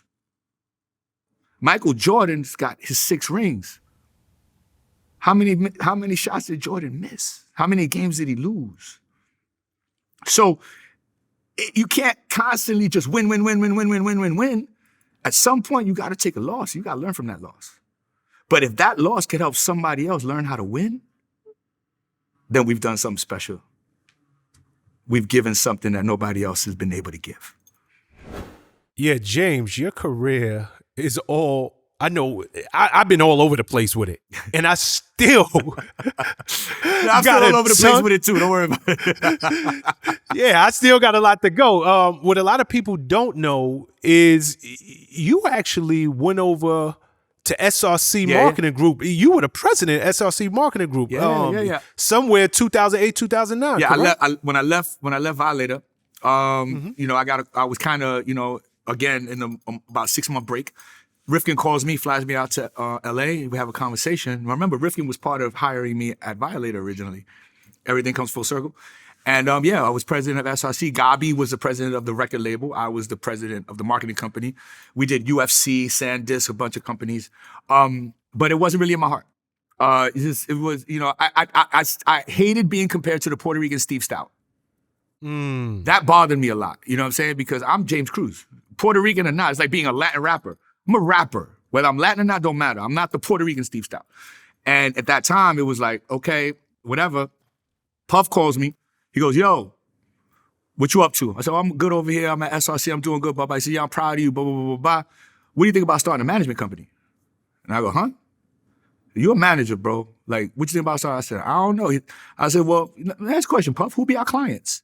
He goes, me and Cassie. I said, I'm good over here. You know what I'm saying? I think I'll be all right over here. I said, and then he said, Nicki Minaj and Rick Ross.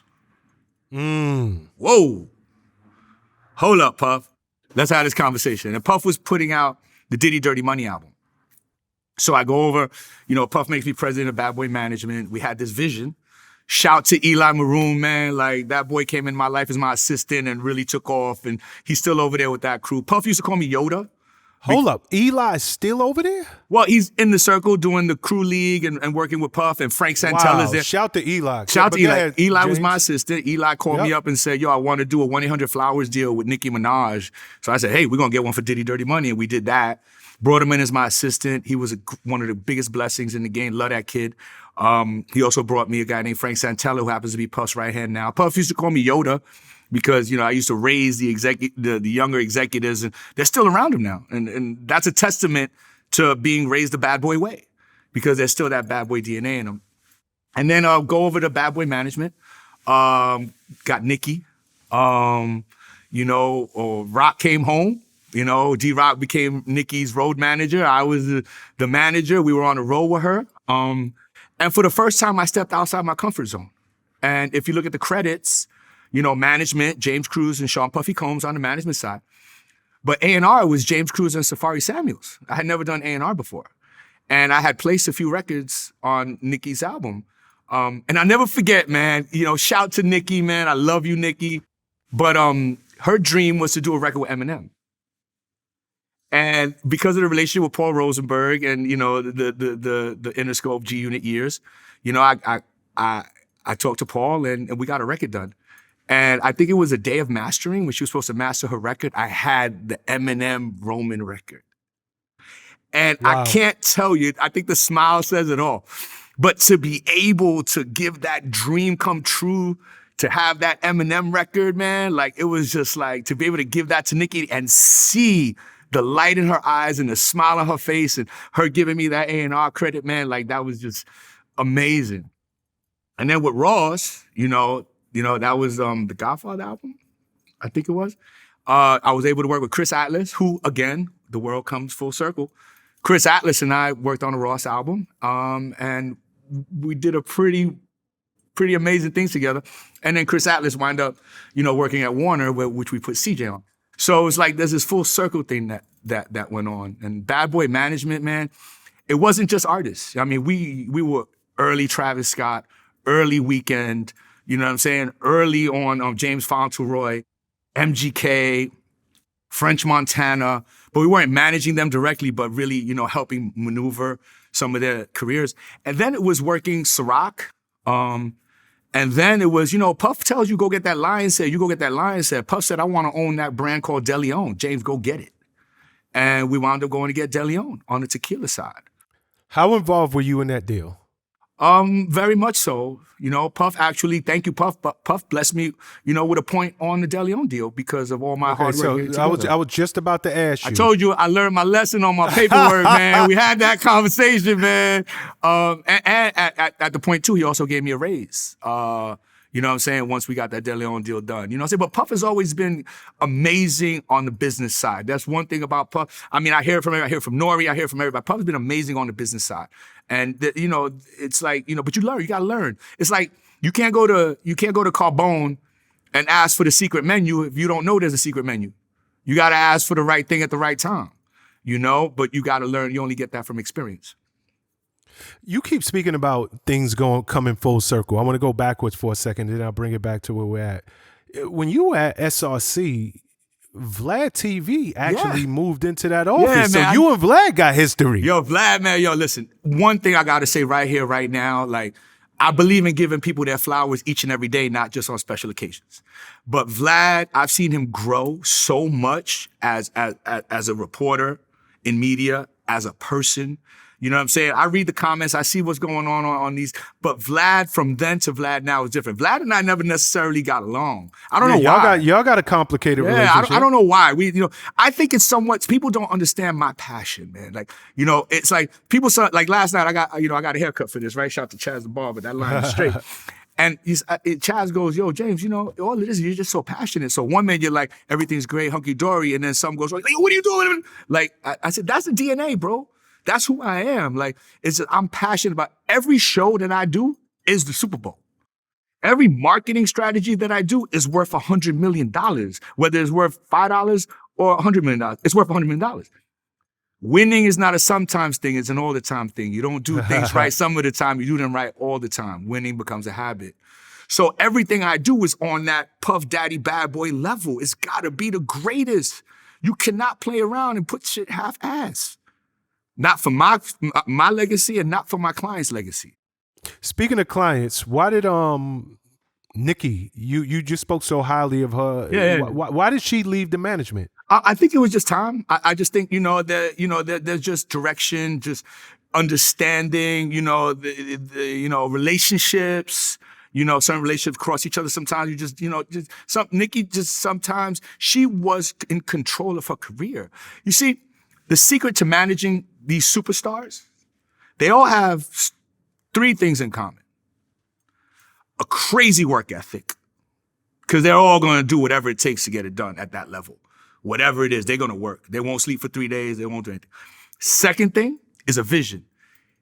Everybody knows where they want to go and what they want to do. Puff knew exactly what he wanted to be with Bad Boy. 50 knew exactly where he wanted to be with G-Unit. Nicki knew exactly what she wanted to be. You know what I'm saying? And the third thing that they all have in common is they have a tunnel vision. A vision is one thing. You know what you want. But they know how to go out and get it and the steps to make. Remember we talked about skipping steps before. Mm-hmm. So when you start talking about these superstars, but here's a secret to management for everybody listening. At that level, you don't manage the person. You manage everything around them to make their lives easy so they can be great. An artist has to be happy or super sad to be great. When Mary J. Blige's heart was broken, she made some of the best records of all time. So channeling that experience, channeling that emotion and putting it out there, it's a manager's job to allow the artist to be the greatest they could be by controlling the things around them so that they don't get distracted. Because let me explain to you something else. Shout out to Steve Rifkin. When you go to a horse race, what do the horses have on? Blinders. When you run a race, you ain't looking side to side because you're going to break stride. Straight vision. So everything around that artist has to be controlled. Everything around that artist has to be managed. Everything around that artist has to be dealt with so that they could be the best they could be. Got you. Cruz, talk to me about one of the, to me, it was one of the most phenomenal tours ever, is that Bad Boy reunion tour. What was your role? What was your role in putting that tour together? I have a video that whenever I'm confused or whenever I'm concerned, faith is everything. See, believe, achieve. I have a video of Puff at the Barclays at the end of his speech thanking everybody. He says, I want to thank one person. When the records were whatever, and nobody believed in me, this brother believed in me and made it happen. Thank you to James Cruz. Now, management's a thankless job, man. You know what I mean? It is what it is. You got to accept that. Your thanks is your check, and once in a while a credit. But Puff thanking me at that moment really made me see that the vision came true, because the Bad Boy and the Family tour was something that Puff said he wanted to do, but it was my job to get it done.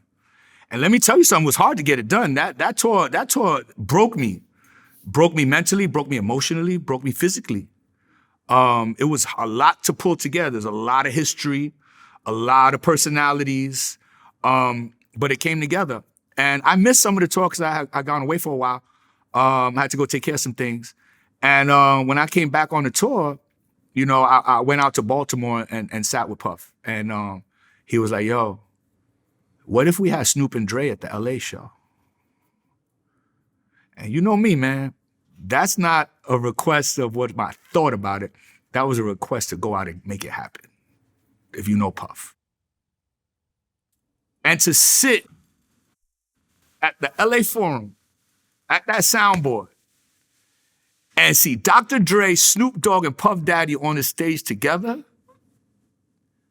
that was my victory lap. That's when I looked around and I said, yeah. We did it. Not I did it. We did it. And 6 months later, you know, I decided to retire. I have fallen out of love with what the new music business was.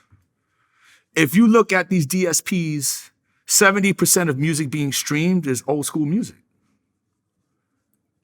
The height of the A&Rs, the height of writing, the height of, you know, vulnerability, artists making great records. And when I retired, it was because I had been brokenhearted for where the music business had gone. Artist development went by the wayside. Streaming became more important. Social media and stunts became, you know, how you got hot to make people listen to music. It was like, this ain't artistry. The record labels had given up their power to the managers. They had given up their power because they didn't want to be the blame when things didn't work. So what happens? Artists fire managers constantly. And I was like, I had enough. And I'll never forget this, man. We had a dinner for my retirement. And right before that, shout to Harv Pierre, president of Bad Boy, one of the greatest souls on the face of the earth, man. You know, shout to Derek Ferguson, who was our CFO. They had retired previous. So Derek did a retirement dinner with the staff. Harv did a retirement dinner with the artists. I'm different. My retirement wasn't about me. My retirement was to say thank you. Like I said, I live in a state of gratitude every day. And I wanted to thank everybody that helped make James Cruz, and helped make Bad Boy, Bad Boy.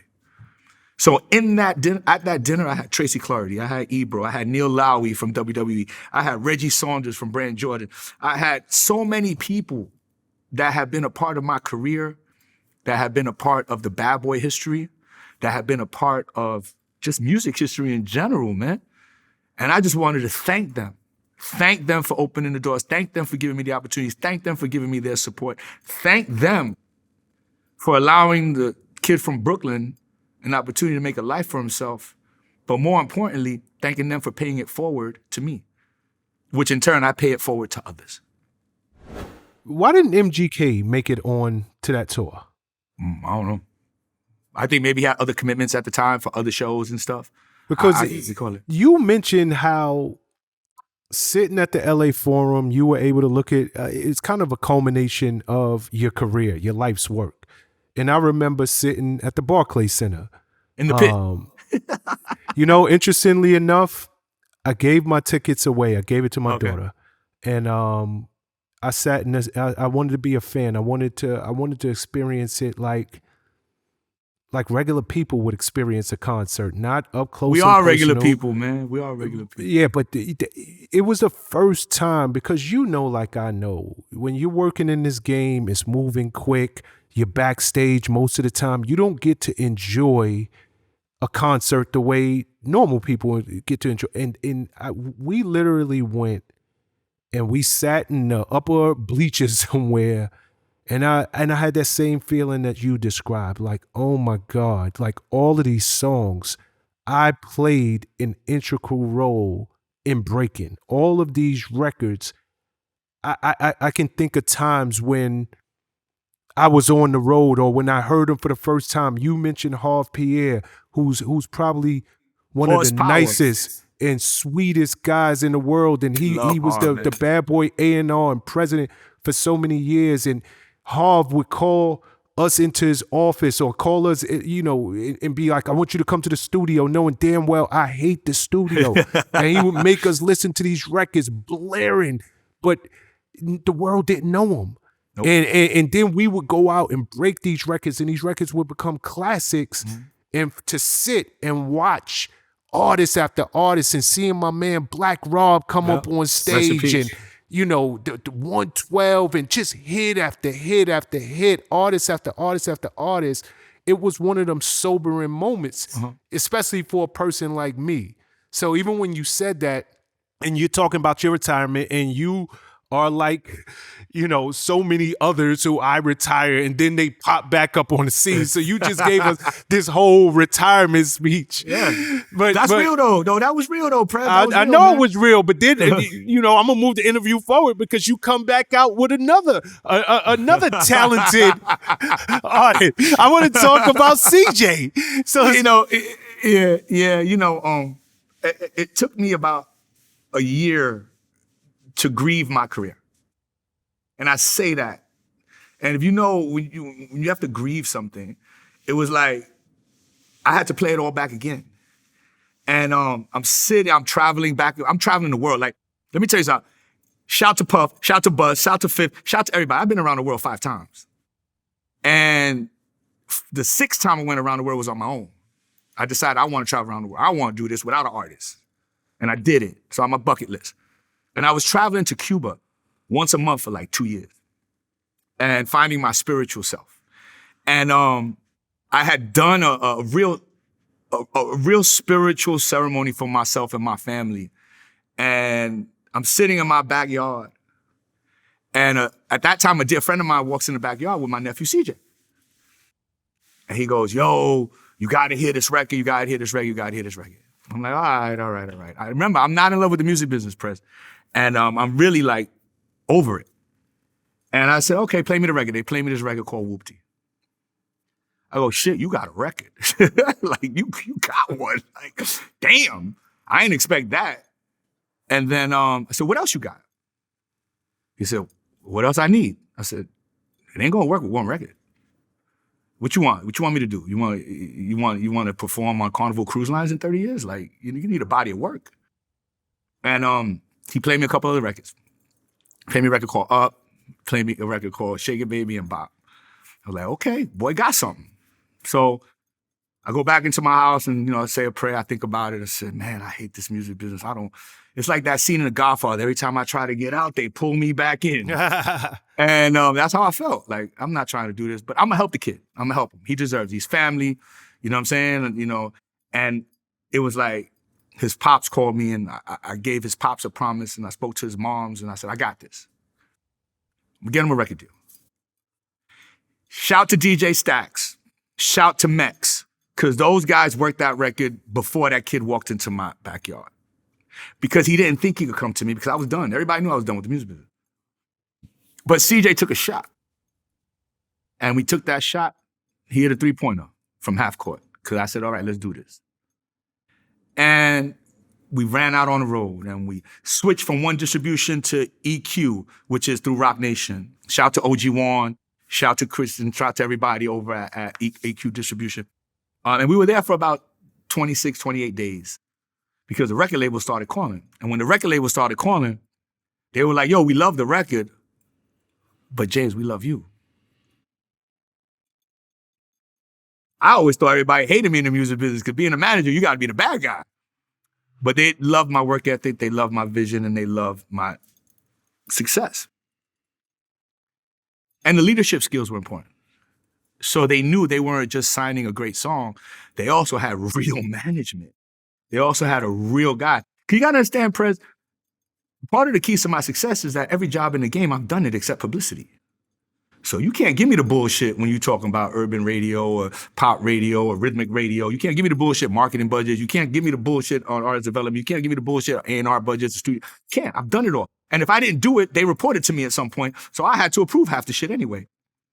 So I had that experience.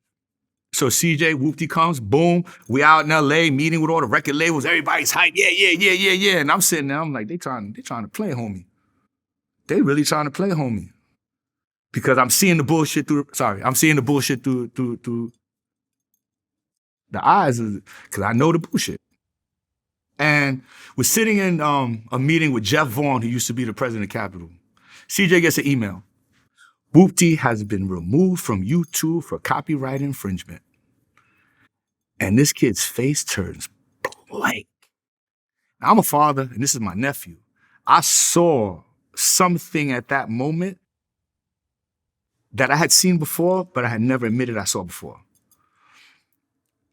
I saw myself in the mirror when things went left in my career. But there was a positive side to it because I saw CJ's face, but I also saw his eyes, hope that Unc could fix it. I said, yo, don't worry about it, we got it. I woke up everybody, asked favors, this and that, figured out who the copyright was from, sample comes, blah, blah, blah. Ask all the DSPs, give me 72 hours, do not pull this record, give me 72 hours. Because what happens is, you pull the record, you either lose all the views or you lose the record completely. I wasn't letting that happen, not on my watch. Sample comes back, they wanted $80,000. Okay, everybody that's part of this team is $80,000. What I heard, crickets. Nobody trying to come up with no bread. All right, that's cool. Told you, every man worth his weight in gold has a woman that's a diamond right next to him. I asked my wife, I said, babe, we got a little problem, but I think we could fix it. What do you think about me paying $80,000 and making CJ's dreams come true? She said, do you believe in the record? I said, I believe in the record, but I believe in that boy. I believe in CJ. Because I had been working on having that bridge Latin and urban for 20 years, bro. I had been working on that, envisioning that, and seeing Latin bridge. And not only from the Latin side, but from the old school to the new school. because there's always an older rap, oh, this young generation don't respect us, blah, blah, blah. I saw that bridge, and where's CJ from? CJ's from Staten Island. So to me, CJ was a bridge, because to get on and off of Staten Island is one of two ways. You got the Staten Island ferry, and then you got bridges, the Verrazano, the Gothels, and the Outer Bridge crossing. So he was a bridge to me being from Staten Island. That was the bridge. That was all it was. So now I say, I believe in the kid. My wife and I go to the bank the next morning and sign out that money out of my daughter's college fund. Shout out to Isabella. Out of my daughter's college fund, and we pay for that sample. But then the world comes 360, right? Everything is cyclical. There's a guy at business affairs at Warner Brothers named Julian Payne, who happens to be the lawyer for the Biggie estate. Happens to be the lawyer for the Biggie estate. So there's a history there. So now I ain't got to worry about all the bullshit that I'm seeing through. Now I know Julian's going to rock this one the right way and do everything right. And I know Chris Atlas, who's over at Warner, is going to do things the right way. So we signed to Warner. Tom Corson's at Warner. Everything goes full circle. Tom Corson was over at Arista when Bad Boy was through Arista. Clive Davis is right here. So now I've got a great squad around me. We do the deal. We're asked to drop an EP in 30 days. We deliver the EP. But we always had the dream of with the Latin stuff. So now Ozuna and Anuel are reaching out. They're on the remix. A guy named El Alfa. Shout to El Alfa, man. I can't tell you. Listen, I ain't never managed El Alfa. I ain't never done no business with Alpha. But to be able to sit at Madison Square Garden and see a Dominican dembow artist sell out Madison Square Garden and rock that crowd like that was a moment for me. So we do the remix with Whoopty, right? French Montana, everything comes full circle. We asked French Montana to EP it. There's a great cosign. There's a great A&R. French is a great A&R, period, hands down. We do the Whoopty remix. There's Anuel and Ozuna. We got El Alfa. We do La Mamada. I see El Alfa, a dembow artist, a Dominican dembow artist, sell out Madison Square Garden. I'm like, yes, it's finally happening. The Latin space is starting to really raise its head. What you don't understand is in 2008, Eric Schmidt from Google gave Jesse Torero and I a ton of money to start a bilingual channel on YouTube, because we had the foresight to know that the marriage between culturally connected artists is key. We saw it first in Canada with Justin Bieber, The Weeknd, and Drake. Canadian artists, the cultural connection, boom, musically. But now we're seeing, and shout to Bad Bunny, breaking records across the board, being the biggest artist on the face of the earth. What I can't tell you, it's like being a proud dad watching your kid walk down that graduation aisle, man. Seeing the Latin space really start to take off and take a hold of its own. And seeing Latinos hold on to their cultural connection. Got you. You know something, James?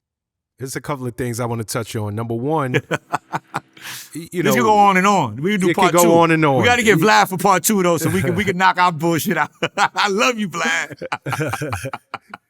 I'll let you into the party next time. I'm sorry. I messed up, Vlad.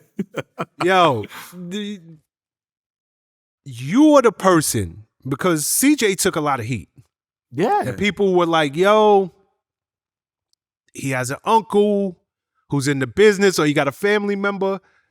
This is the first time that a lot of those people are going to put a face to that urban myth. Like, you are that person. You know, a lot of people couldn't name you by name. A lot of people would just, CJ made it because of you're that person. So that's number one. Right. But number two, I want to shout CJ out.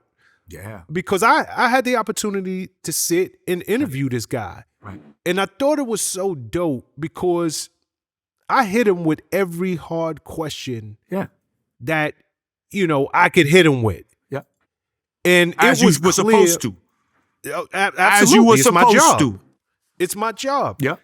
And the way he handled himself, it was so commendable because he did it in a very mature, direct way. He didn't shy from any questions.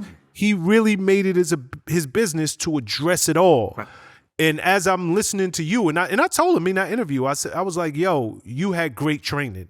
But sitting and talking with you, obviously I know this, but he clearly is a student in the game because he picked up, right from somebody who has been around the block a couple of times in yourself.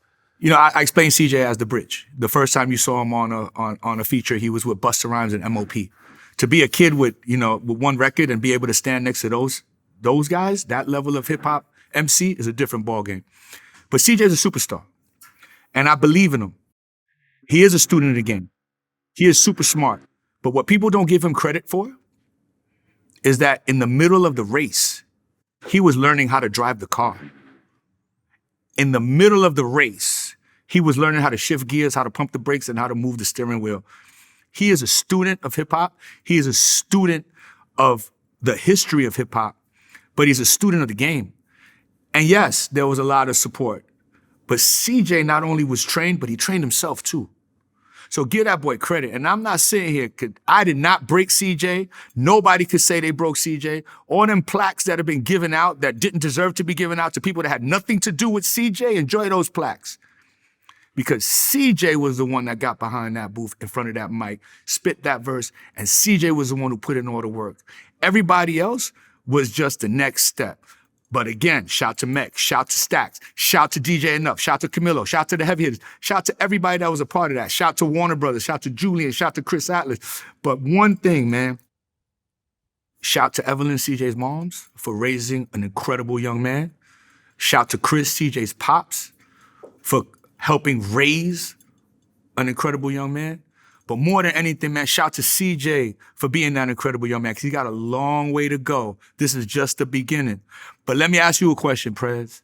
If you were an artist and you had access to somebody like me, wouldn't that be a blessing?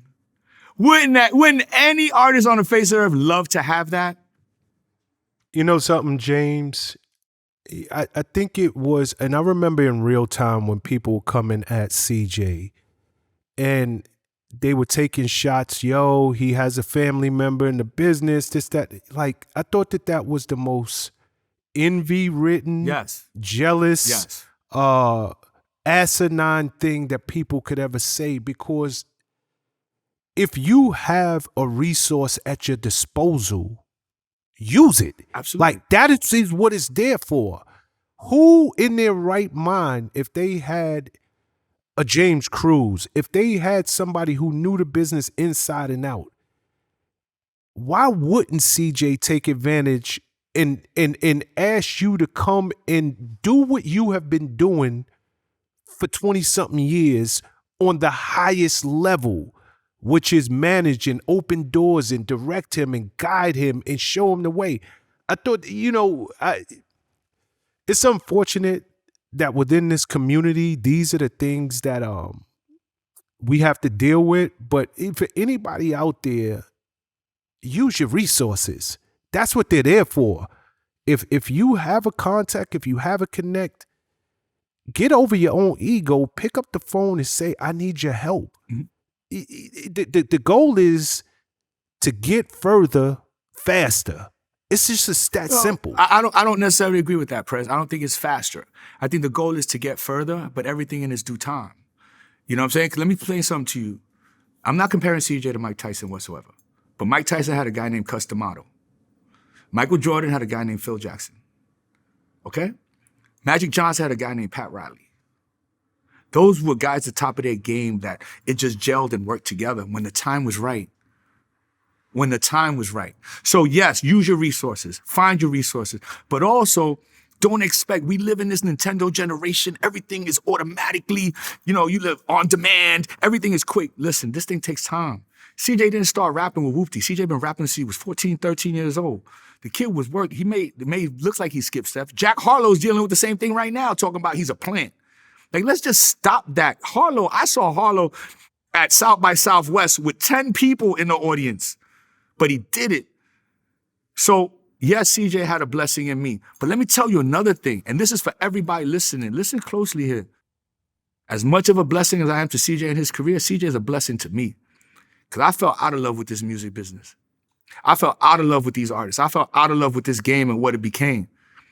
CJ made me fall back in love with being a manager. CJ made me fall back to being in love with artists. But most of all, CJ made me fall back in love with this industry because I see what needs to be changed and how I can help now. I see what my calling truly is. And I thank CJ for that. And I appreciate him for that.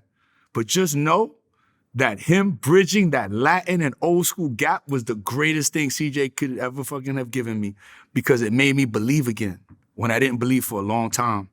So shout to you, CJ. Love you, kiddo. So, you know what I'm saying, Prez, you know, we've been through so much together. We've been around all the same things, man, you know. And again, I believe in giving people flowers while they're here, not while they're gone. But there's one guy that's gone that I give him flowers every day. But, you know, I like to say CJ is the sum of all parts. Sum of all parts of all the artists I've ever worked with, all the deals I've ever done. CJ has a lot of deals going on right now, too. But they say you're a product of your environment.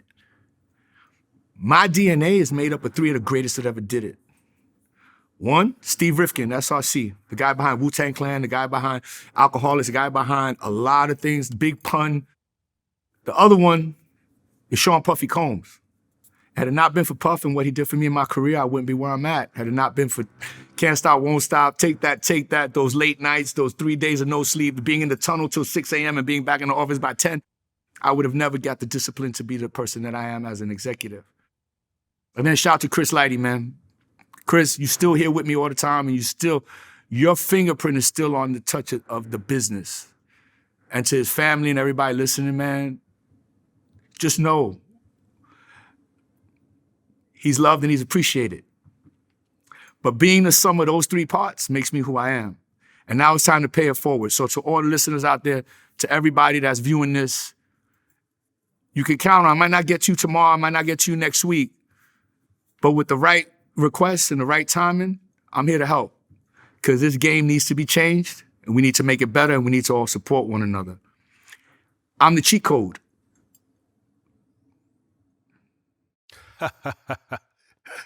Well said, well said. James, it's my pleasure, man. You know, this has been a walk down memory lane in one aspect, but it's also been an eye opener, you know, just in terms of the power of hip hop and in somebody who has been there, like actually been there on the front line, making things happen, really helping to push the culture forward.